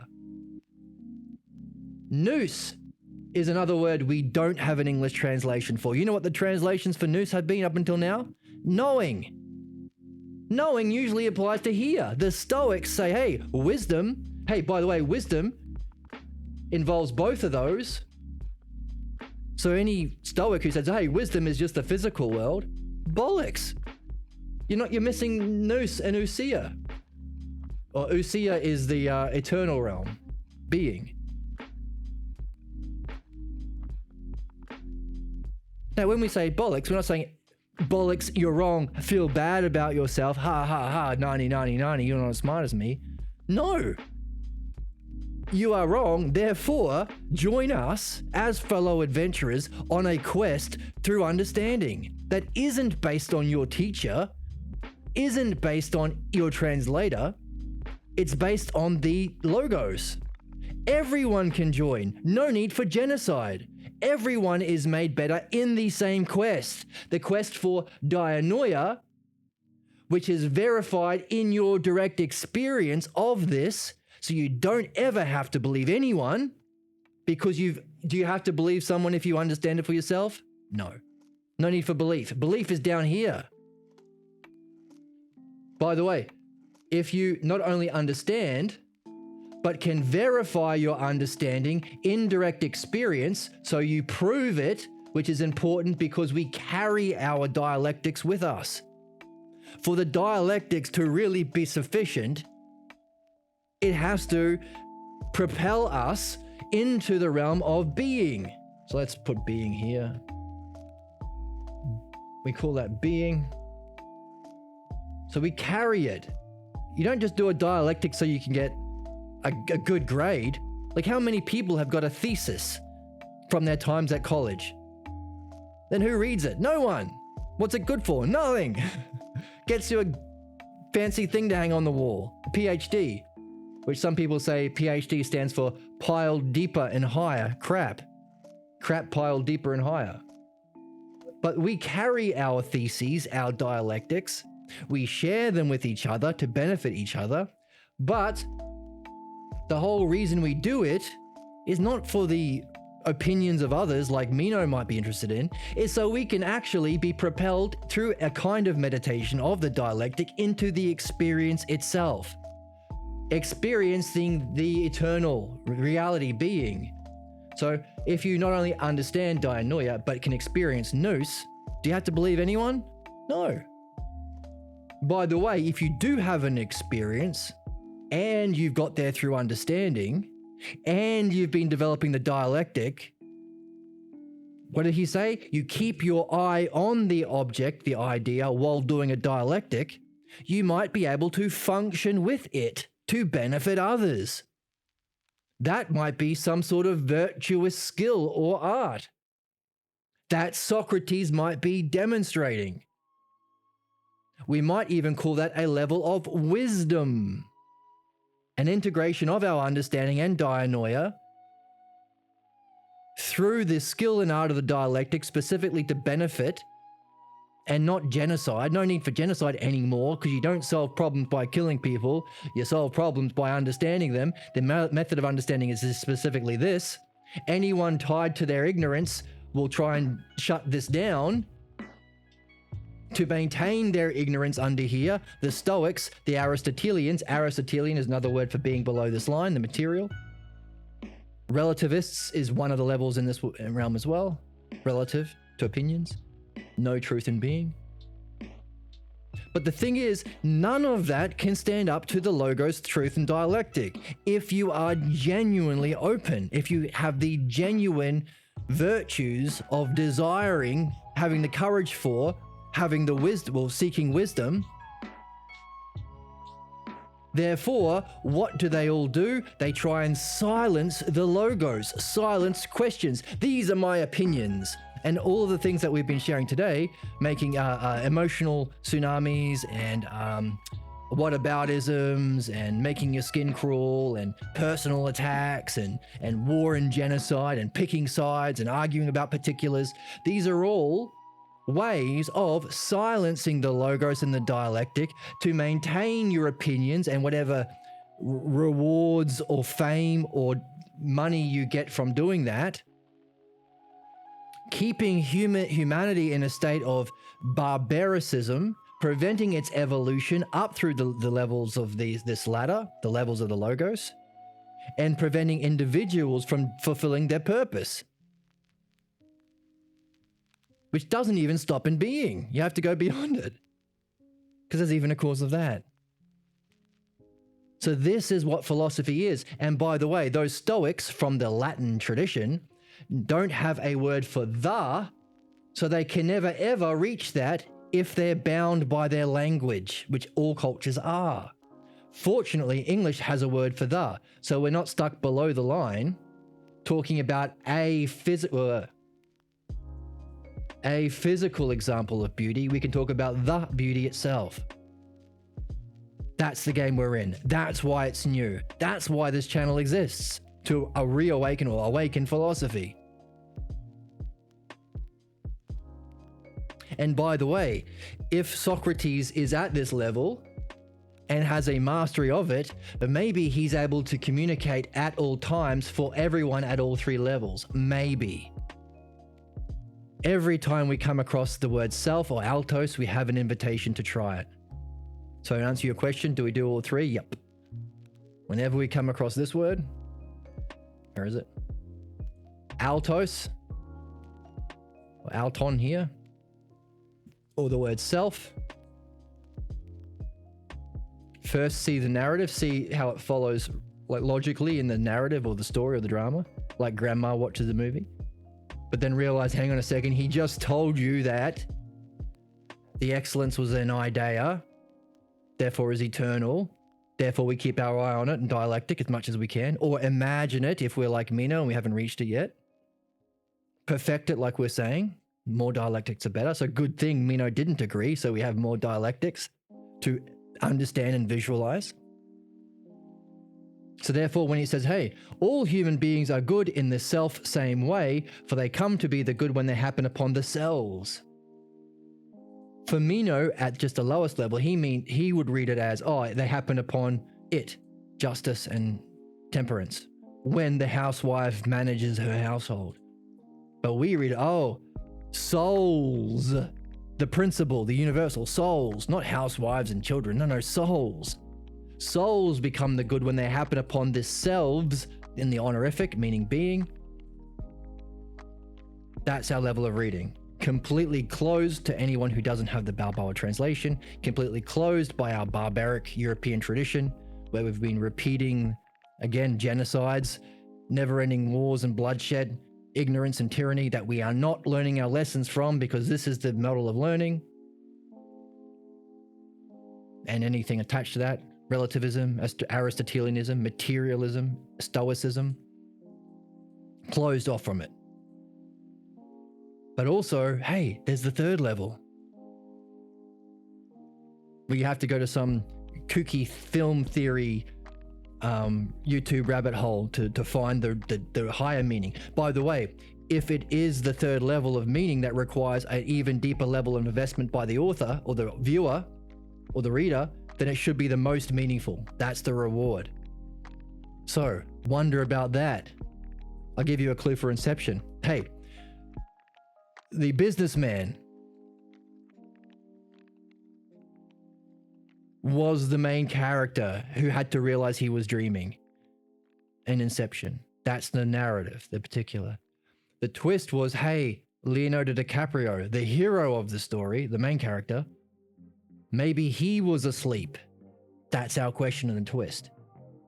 So using that principle of how to go from one level to the next, go again, apply that principle, Usia, turn it around upon itself, apply it to Leonardo DiCaprio. What would be the next level of reading of that film to discover the third twist or the second twist or the third level of meaning?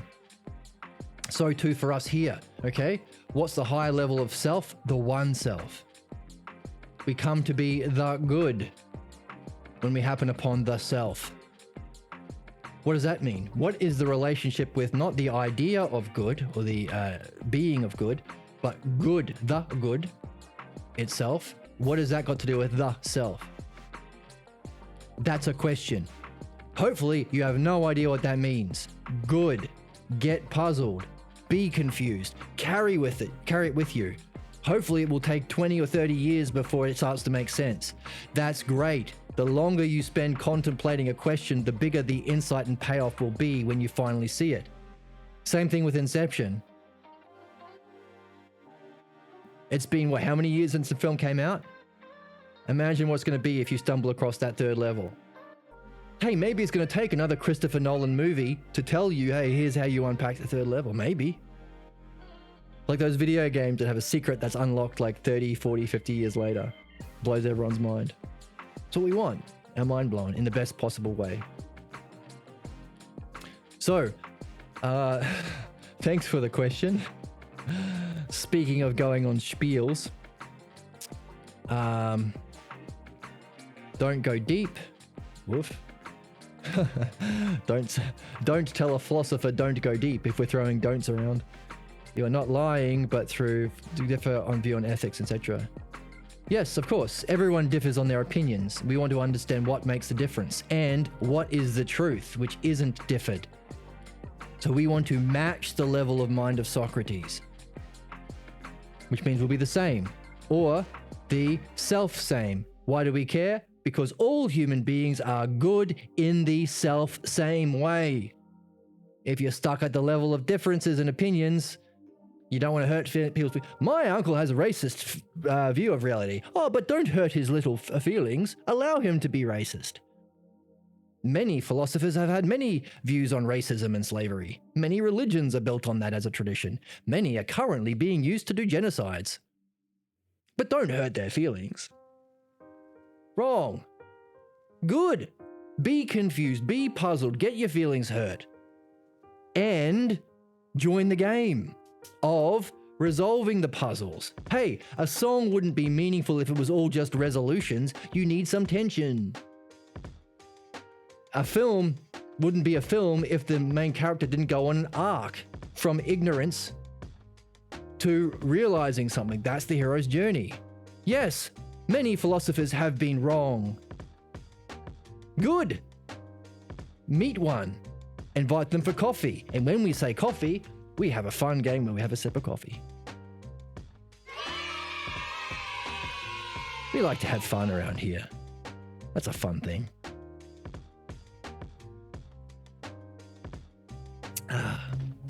Invite these philosophers around and practice the dialectic. Good for you if you do. The Empty Man is better than Inception. I will check out The Empty Man. Is it a Nolan film? Reminded me of Socrates a lot. I will check it out. I'll write that down. The Empty Man. So is it a Nolan film, or is it good because it has a 3 levels of twist? What was good about The Empty Man? By the way, if you do a dialectic on any of the things that come up, make a short story about it. Take all of the terms and relationships, metaphorically or through what we call mythology, characterize it, and share it with your friends on Discord, your fellow adventurers. I'm looking for someone to share in an adventure. You're a wizard, Harry. And if you get into filmmaking, use it for your filmmaking. If you're following along on the music playlist of this channel, use it in your songwriting. I can't agree with the notion that forms are merely our perceptions of the physical world as ideals. Good. Good. To truly grasp and behold an idea such as justice, one must first have a mental picture of it. The mental picture is informed by experiences, observations of the physical world. Yes, along with, you have to go from the many to the one. So that's why we do the dialectic, while we're learning about Socrates.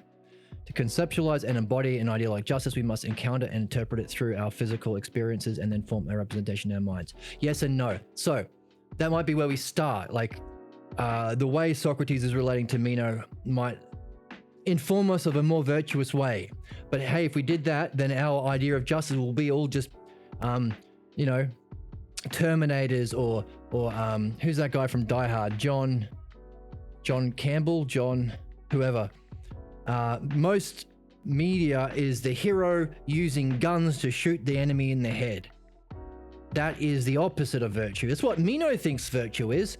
Meno says it was doing good to your friends and harm to your enemies and getting away from any repercussions yourself. That would be our idea of virtue. John Wick, yes, shooting people in the heads. Now, because of that, many people, especially in places like America, want to have guns and want to shoot people and actively look for situations to shoot people because that's what they think is good, even though it's the exact opposite. If dialectic is needed to learn, then being shot in the head makes it difficult to do the dialectic. So your conceptualization of justice can't be a culmination of the physical. That's why the dialectic is said to be leaving the physical, only using your understanding, not relating it to what's happening around you. That's where your problems and ignorance come from. And using your understanding and ideas themselves to form an image and understanding of virtue or justice or beauty itself. That's why we read. We ain't getting our idea of virtue from podcasts and movies and films and anime. All other books, all other podcasts do, all other, philosophy shows do, and self-help things do, and life coaching stuff do, and alpha male podcasts, and red pill podcasts, and black pill podcasts, and sigma podcasts, all that crap. Why? Because they're only interested in their stupid opinions. And then they realize, the more I appeal to the opinions of the most gullible, the more they give me their money, and then they become audience locked. And they become right-wing fascists. Russell Brand.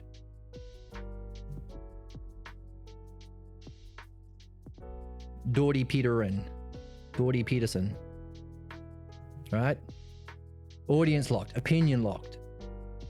So we want to go beyond the physical senses and beyond our opinions.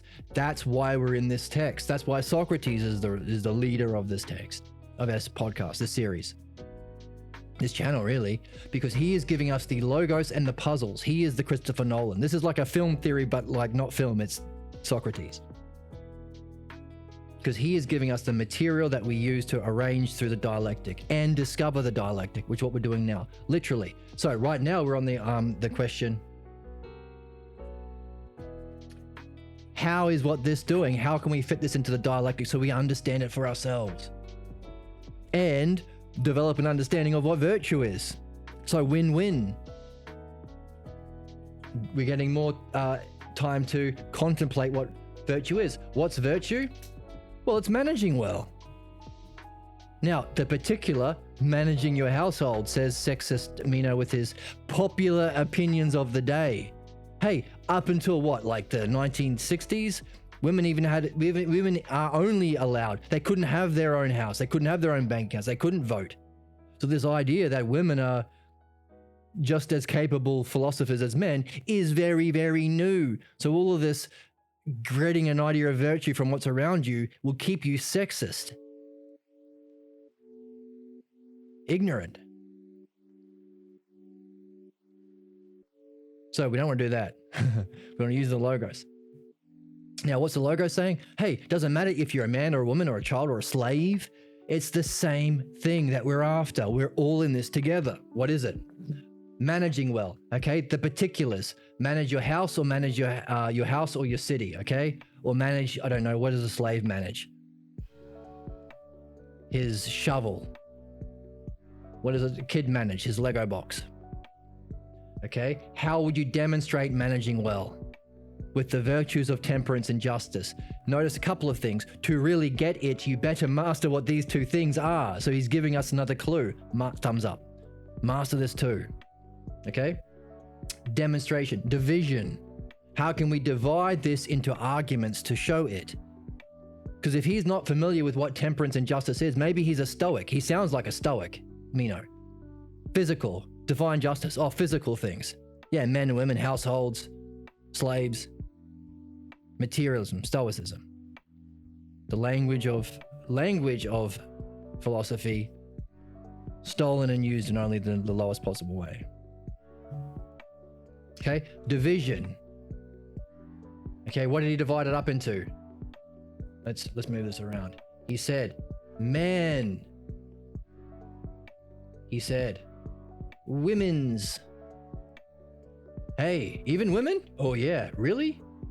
But I thought the Alpha podcast that I listened to, the Jordan Peterson show that I listened to, the Russell Brand thing that I listened to, said that women are different and are less than and need to be obedient. And a true Sigma puts them into their place. Isn't that what Andrew Tate told me? Yeah, I'm throwing out popular characters who are grifters that appeal to the opinions of many and claim to be philosophers or experts in virtue. And the time of this recording. Hopefully, by the time that you're watching this, you have no idea who Peterson, Tate, Brand, and Shapiro are. I pray that you have no idea who they are. But, and you'll have your own, maybe, people who say the opposite. Now, division can go both ways. He said, hey, for men and women, they need to have temperance and justice. And in my children and elderly, I can take the opposite. What follows if they don't have it? So what follows if they don't have it is a failure. What happens if they do have it results in a, let's write this a bit neater, a failure if they don't have it. And what happens if they do have it results in a success. So this is two sides that you can do in division to show your reasoning. SUCCESS. Okay, and from the divisions, we need to have a conclusion, which takes those others, concludes it into a whole other, and then relates it back to the self. That's called I like to say conclusion now, but formally it's synthesis and analysis. Let's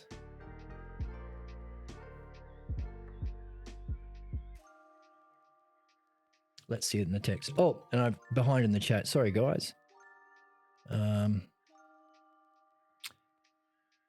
I agree that the concept of being is in line with their nature. Does beauty have to be permanent? Why can't I take beauty that I see in the physical world as whole? Good questions. Polish them up, take them with you. What are they? Why does beauty have to be permanent? Good question. Don't let anything I say diminish that question or destroy it. That's a great one. Why can't I take beauty that I see in the physical world as a whole? Yes, add those two parts together, make a mega question. Good for you. How do they know experience was justice if it didn't exist? Same with beauty. Okay, so Des is playing the dialectician, asking some questions to see if it helps open his thinking. This is great. What? I really don't think Stoicism views knowledge as something locked in the physical world. Interesting opinion. I would love to see, I haven't seen anything to say that, but if you have something, please share. Share what you see, where you see it. Share it in the comments, share it in the comments below, or share it in Discord, where you saw a understanding of Stoicism that points to what we are doing here. New film. Oh, I see. This was, I'm a bit behind in the chat. This was the film. Oh, goodness. Where did I write it down? The Silent Man, was it? The Empty Man. The strong do as they want while the weak suffer. Yes. The Empty Man. Had a twist. I was in awe. Then twist has then twist. Yes. So if you realize the twist in the film, figure out what is the jump from the particular to the twist, or the narrative to the twist, and see if you can apply it back to the twist to see a third level. It may not be there, especially since there aren't a lot of people in the game of philosophy. By the way, if you're ever making a film, please do this double twist. Debated against Benny Hill. Against what? The Empty Man, yes. Cool. Jump and twist. Oh, I know the jump and twist. Hey, thank you for not spoiling it. So let's get to the end of this argument. Good questions. Thank you for the questions. And I hope listeners appreciate the reflection and the puzzles and have got questions out of it. And I hope you're not agreeing with me. Hey, if you're Stoic and you love Stoicism, don't agree with me. Keep both open. Learn more about the tradition and understand it. And learn more about the logos too, and see and compare them together. Don't believe this guy. I'm just a dude. A platonic dude. I need to get a drop.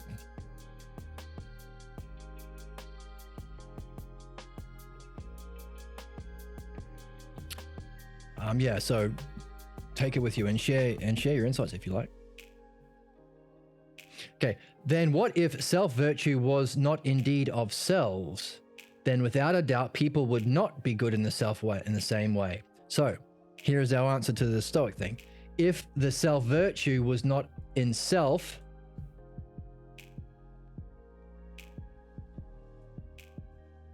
they would not be good in the same self way. Now, if self-virtue were not in housewives and city managers, then they would not be good in the same way. That doesn't make sense. The conclusion is necessarily you have to be reading this in the Platonic way, the non-Stoic way. That is, the self-virtue has to be in the selves. Where do the selves be? Being, capital S. Otherwise, there would not be a universal objective reality that's eternal and unchanging, allowing both housewives and kids and elderly and men to be good in the same way. So again, this is what's not. So this is a conclusion based on what follows. If it isn't true, you can do either. If it is true, what follows? Does that prove it? Or if it isn't true, that's here. If it isn't true, so we are here. If not in self, which is we know as being, then what is it? Then people will not be good in the self same. So the Greek word for self and same is the same. Self same way.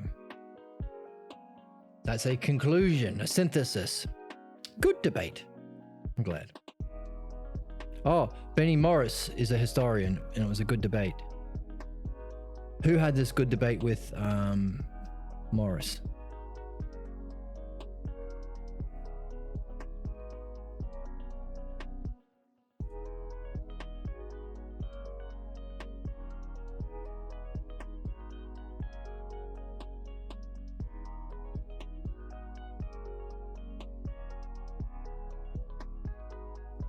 Okay, and Meno agrees. Hooray. So he's with you all. So notice, you take someone with you. And the difficulties that we've had today in the chat have been because we haven't been unfolding with each other. Now that's partly true to the medium. I'm kind of like just monologuing here, and people in chat, you kind of have to just present your idea or your opinion as a whole. It's hard to go through it because other people miss it or don't see it or don't follow along.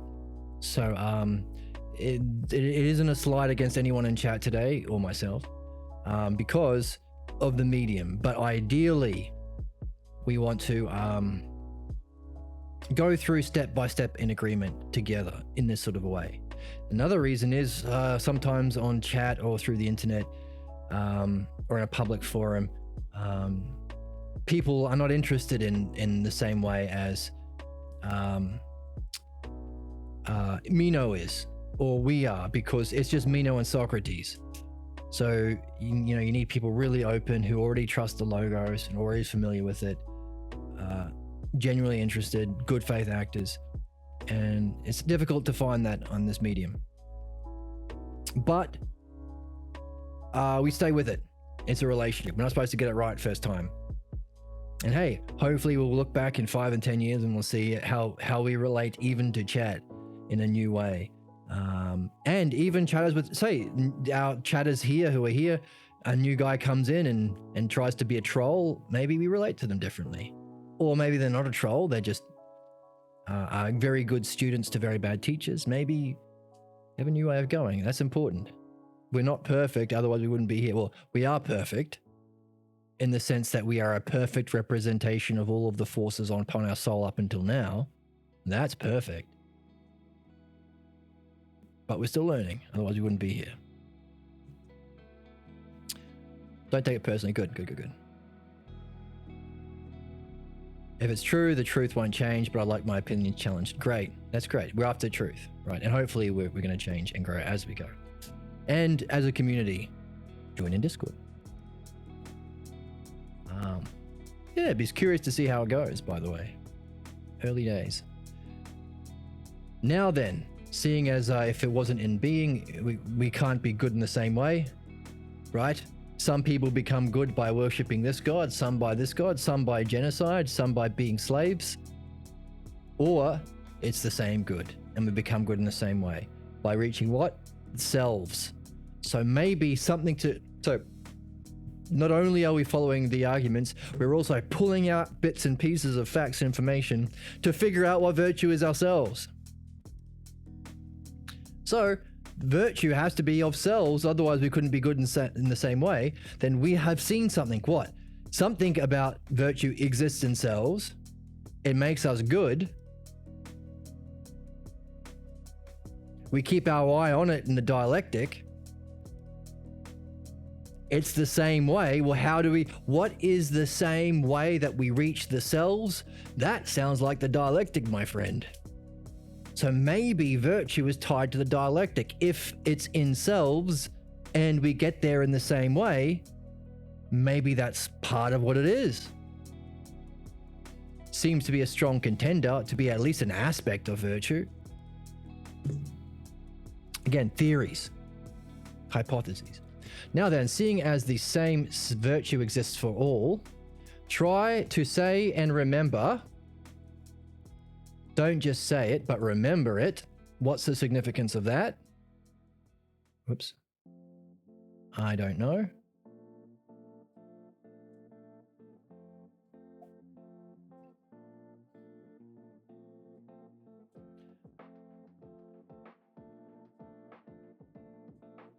But we have to say and remember what Gorgias and you, along with that man, declare self to be. Interesting. So he's functioning on many levels. What you declare virtue to be. What you declare being to be, the self of being. What you declare the one self to be. What level are you on? Hey, why not all three?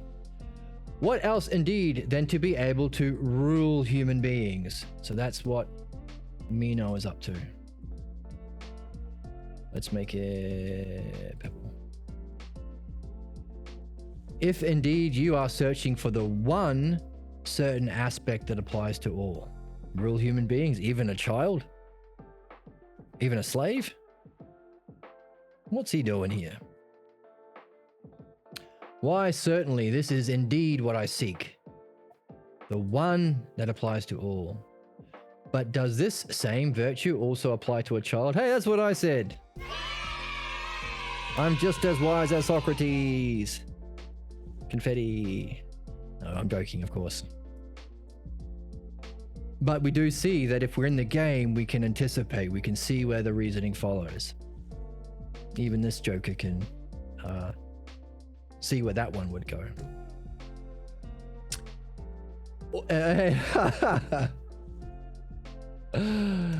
And to a slave? Hooray! Hooray! Even a broken clock can be right twice a day. So, that's I shouldn't say that. I'll take that back. That was a self-diminishing thing that is not needed and not part of the logos. So, and I'll put that in my little notebook for my exploration on the midwifery. Why? Well, I happen to anticipate not just that he would say child and slave. That's two. Not just child, but also slave. Now, it's not a big insight or a wonderful guess, but it's no reason to put myself down for doing that. So why did I? What was my family role? And like he said of Meno, what was my, using the text, what was my culture, like the Larisicians or the Thessenians, that taught me that it is better to put yourself down than to be right about something? It's a question I have to ask myself. What does it have to do with my friends or partners, like his partner here, Aristophus?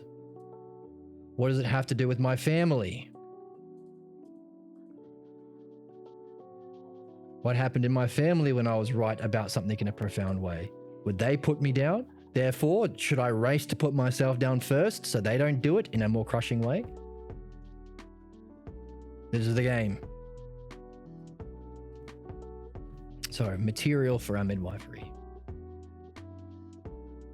In such a way, okay, so, does the same virtue apply to a child, O Meno, and to a slave, in such a way that he is able to rule his master? And would that slave still appear to you to be a slave if he is ruling? What? What?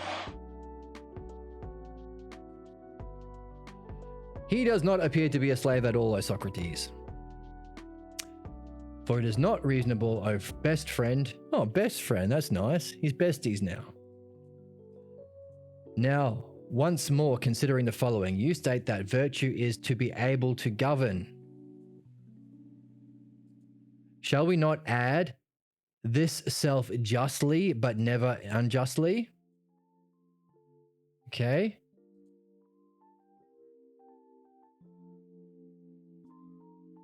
So is he taking away govern others to govern self?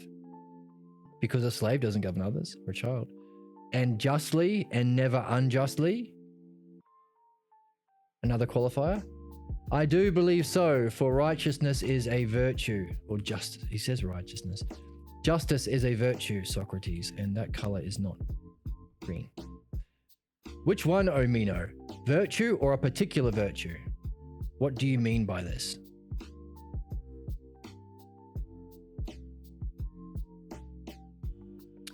Okay, now he goes on to a further divisions. Because now he's going on to shape. Is this the same dialectic? Sounds like he should have a conclusion here. Okay, what's this dialectic on demonstration? The demonstration of virtue is to manage well. Okay, that's your definition in this dialectic. How does it manage well demonstrate itself? Temperately and justly. What's its division? Men, women, child, and elderly. If they don't have this demonstration, temperance and justice, it'll be failure. And if they do have it, they'll succeed.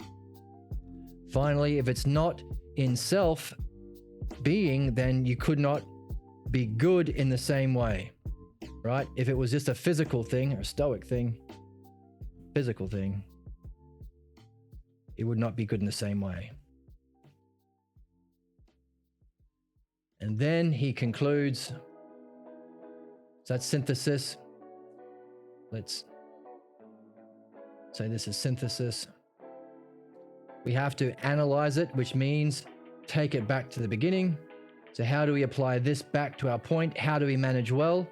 Well, it has to be an idea in self, allowing us to be good. That means managing well is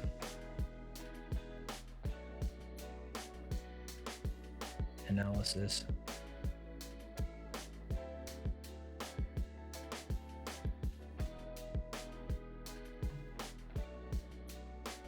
Let's use a different color. Blue. Therefore, what was the conclusion? We manage the self justly and never unjustly.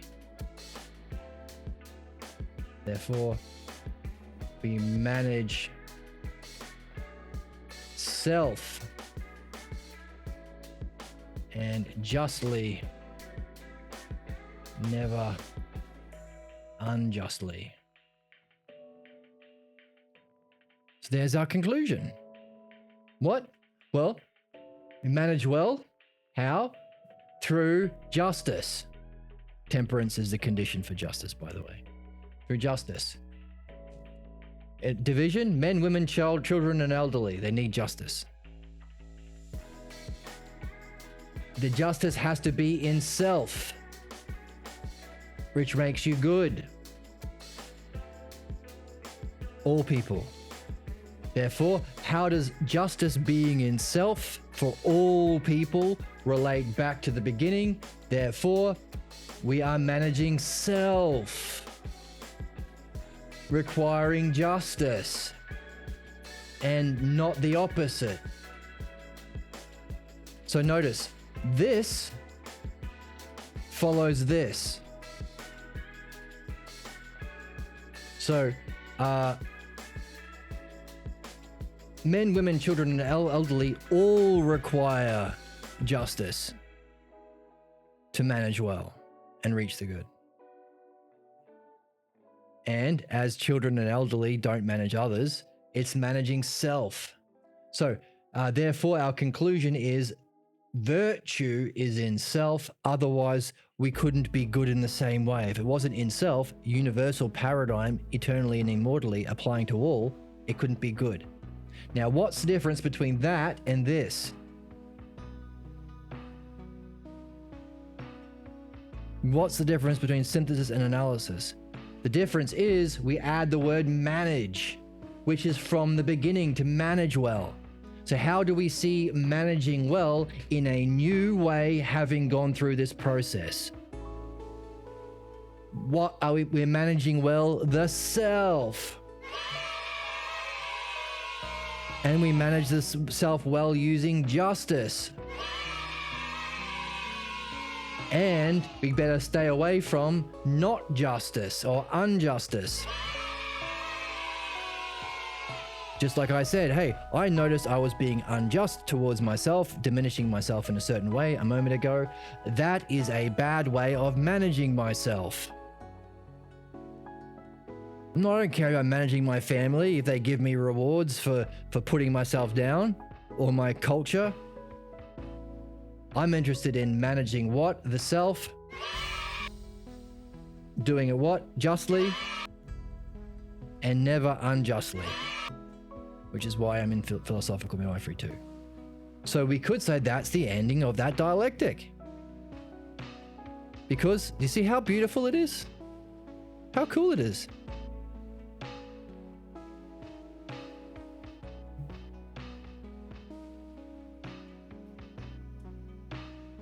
Definition, demonstration, division, conclusion from the division, and then bringing in or applying it back, or bringing in the original, bringing it back to the start, managing self justly. So what we started with a definition of what justice is. Now, because we're looking for the higher dialectic, we say it's a dialectic within demonstration, because we already did the dialectic of it as a definition.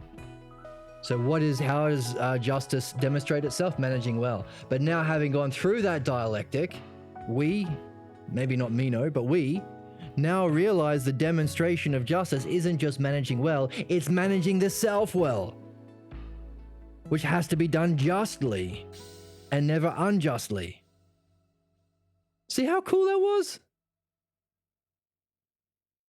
So simple. It fits on one board. Memorize this. So if the first level of learning is to trust the logos and memorize it and repeat it, memorize this, share it with your friends, your parents, your loved ones, your partner, your friends on Discord. So that's our first remembering and learning. But hey, it's also the second level, the twist level, the dialectic. It's easier for you to remember now that you see the structure. So you say to your friends, hey mate, this is you. Hey mate, do you want to have a coffee, mate? And your friend, that's how you sound. And your friend says, oh yeah, bro.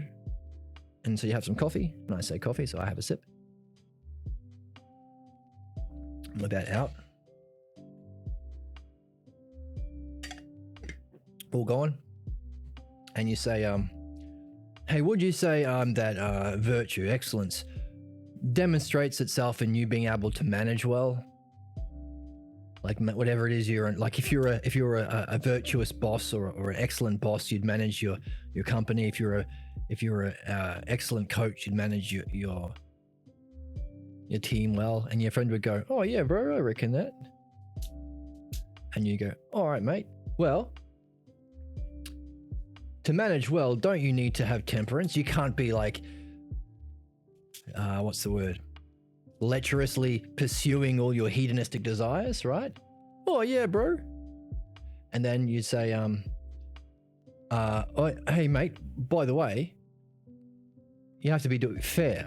Justice means fairness. You have to be a fair manager, right? Oh yeah, of course. I'm stopping doing the accents now. I got tired of that quickly.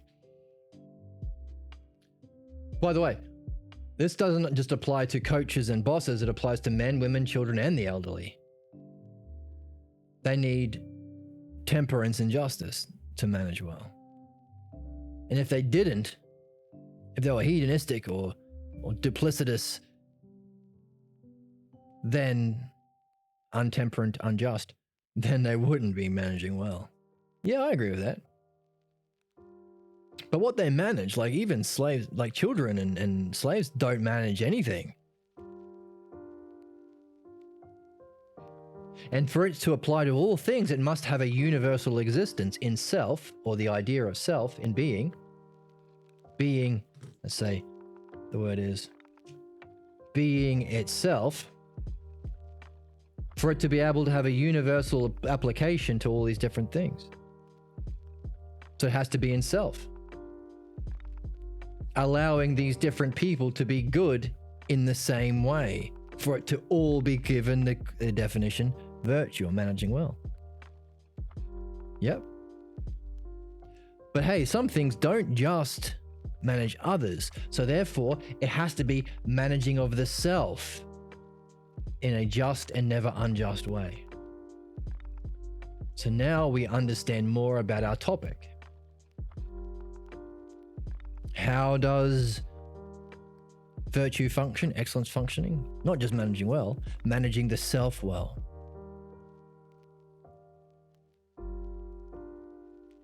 Using something tied to being, so using the idea of self to manage self well, justly and never unjustly.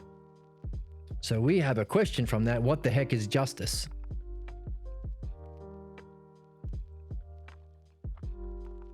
Which sounds like you've just replaced one term for another one. What's virtue? Managing justly, managing the self justly. So we've come to a nice end at the end of another dialectic. We can put it in the books. And let's see where he goes from there next time. Is this really the conclusion? Is Meno happy? Is Meno satisfied? If not, where does he go? What would be a division dialectic? And can we follow that ourselves to learn not only the dialectic, but gain a better understanding and imagination of what exactly excellence is? Using dialectic in debate would be OP. I think that's what we're aiming for. Interesting. So let's see if Meno's happy. Let's see if he's changed his mind. Let's see if he renounces his Gorgias teacher and his family and his lover. And let's see if he doesn't, and what does Socrates do? And take with us the hypothesis, could we see it as a division dialectic?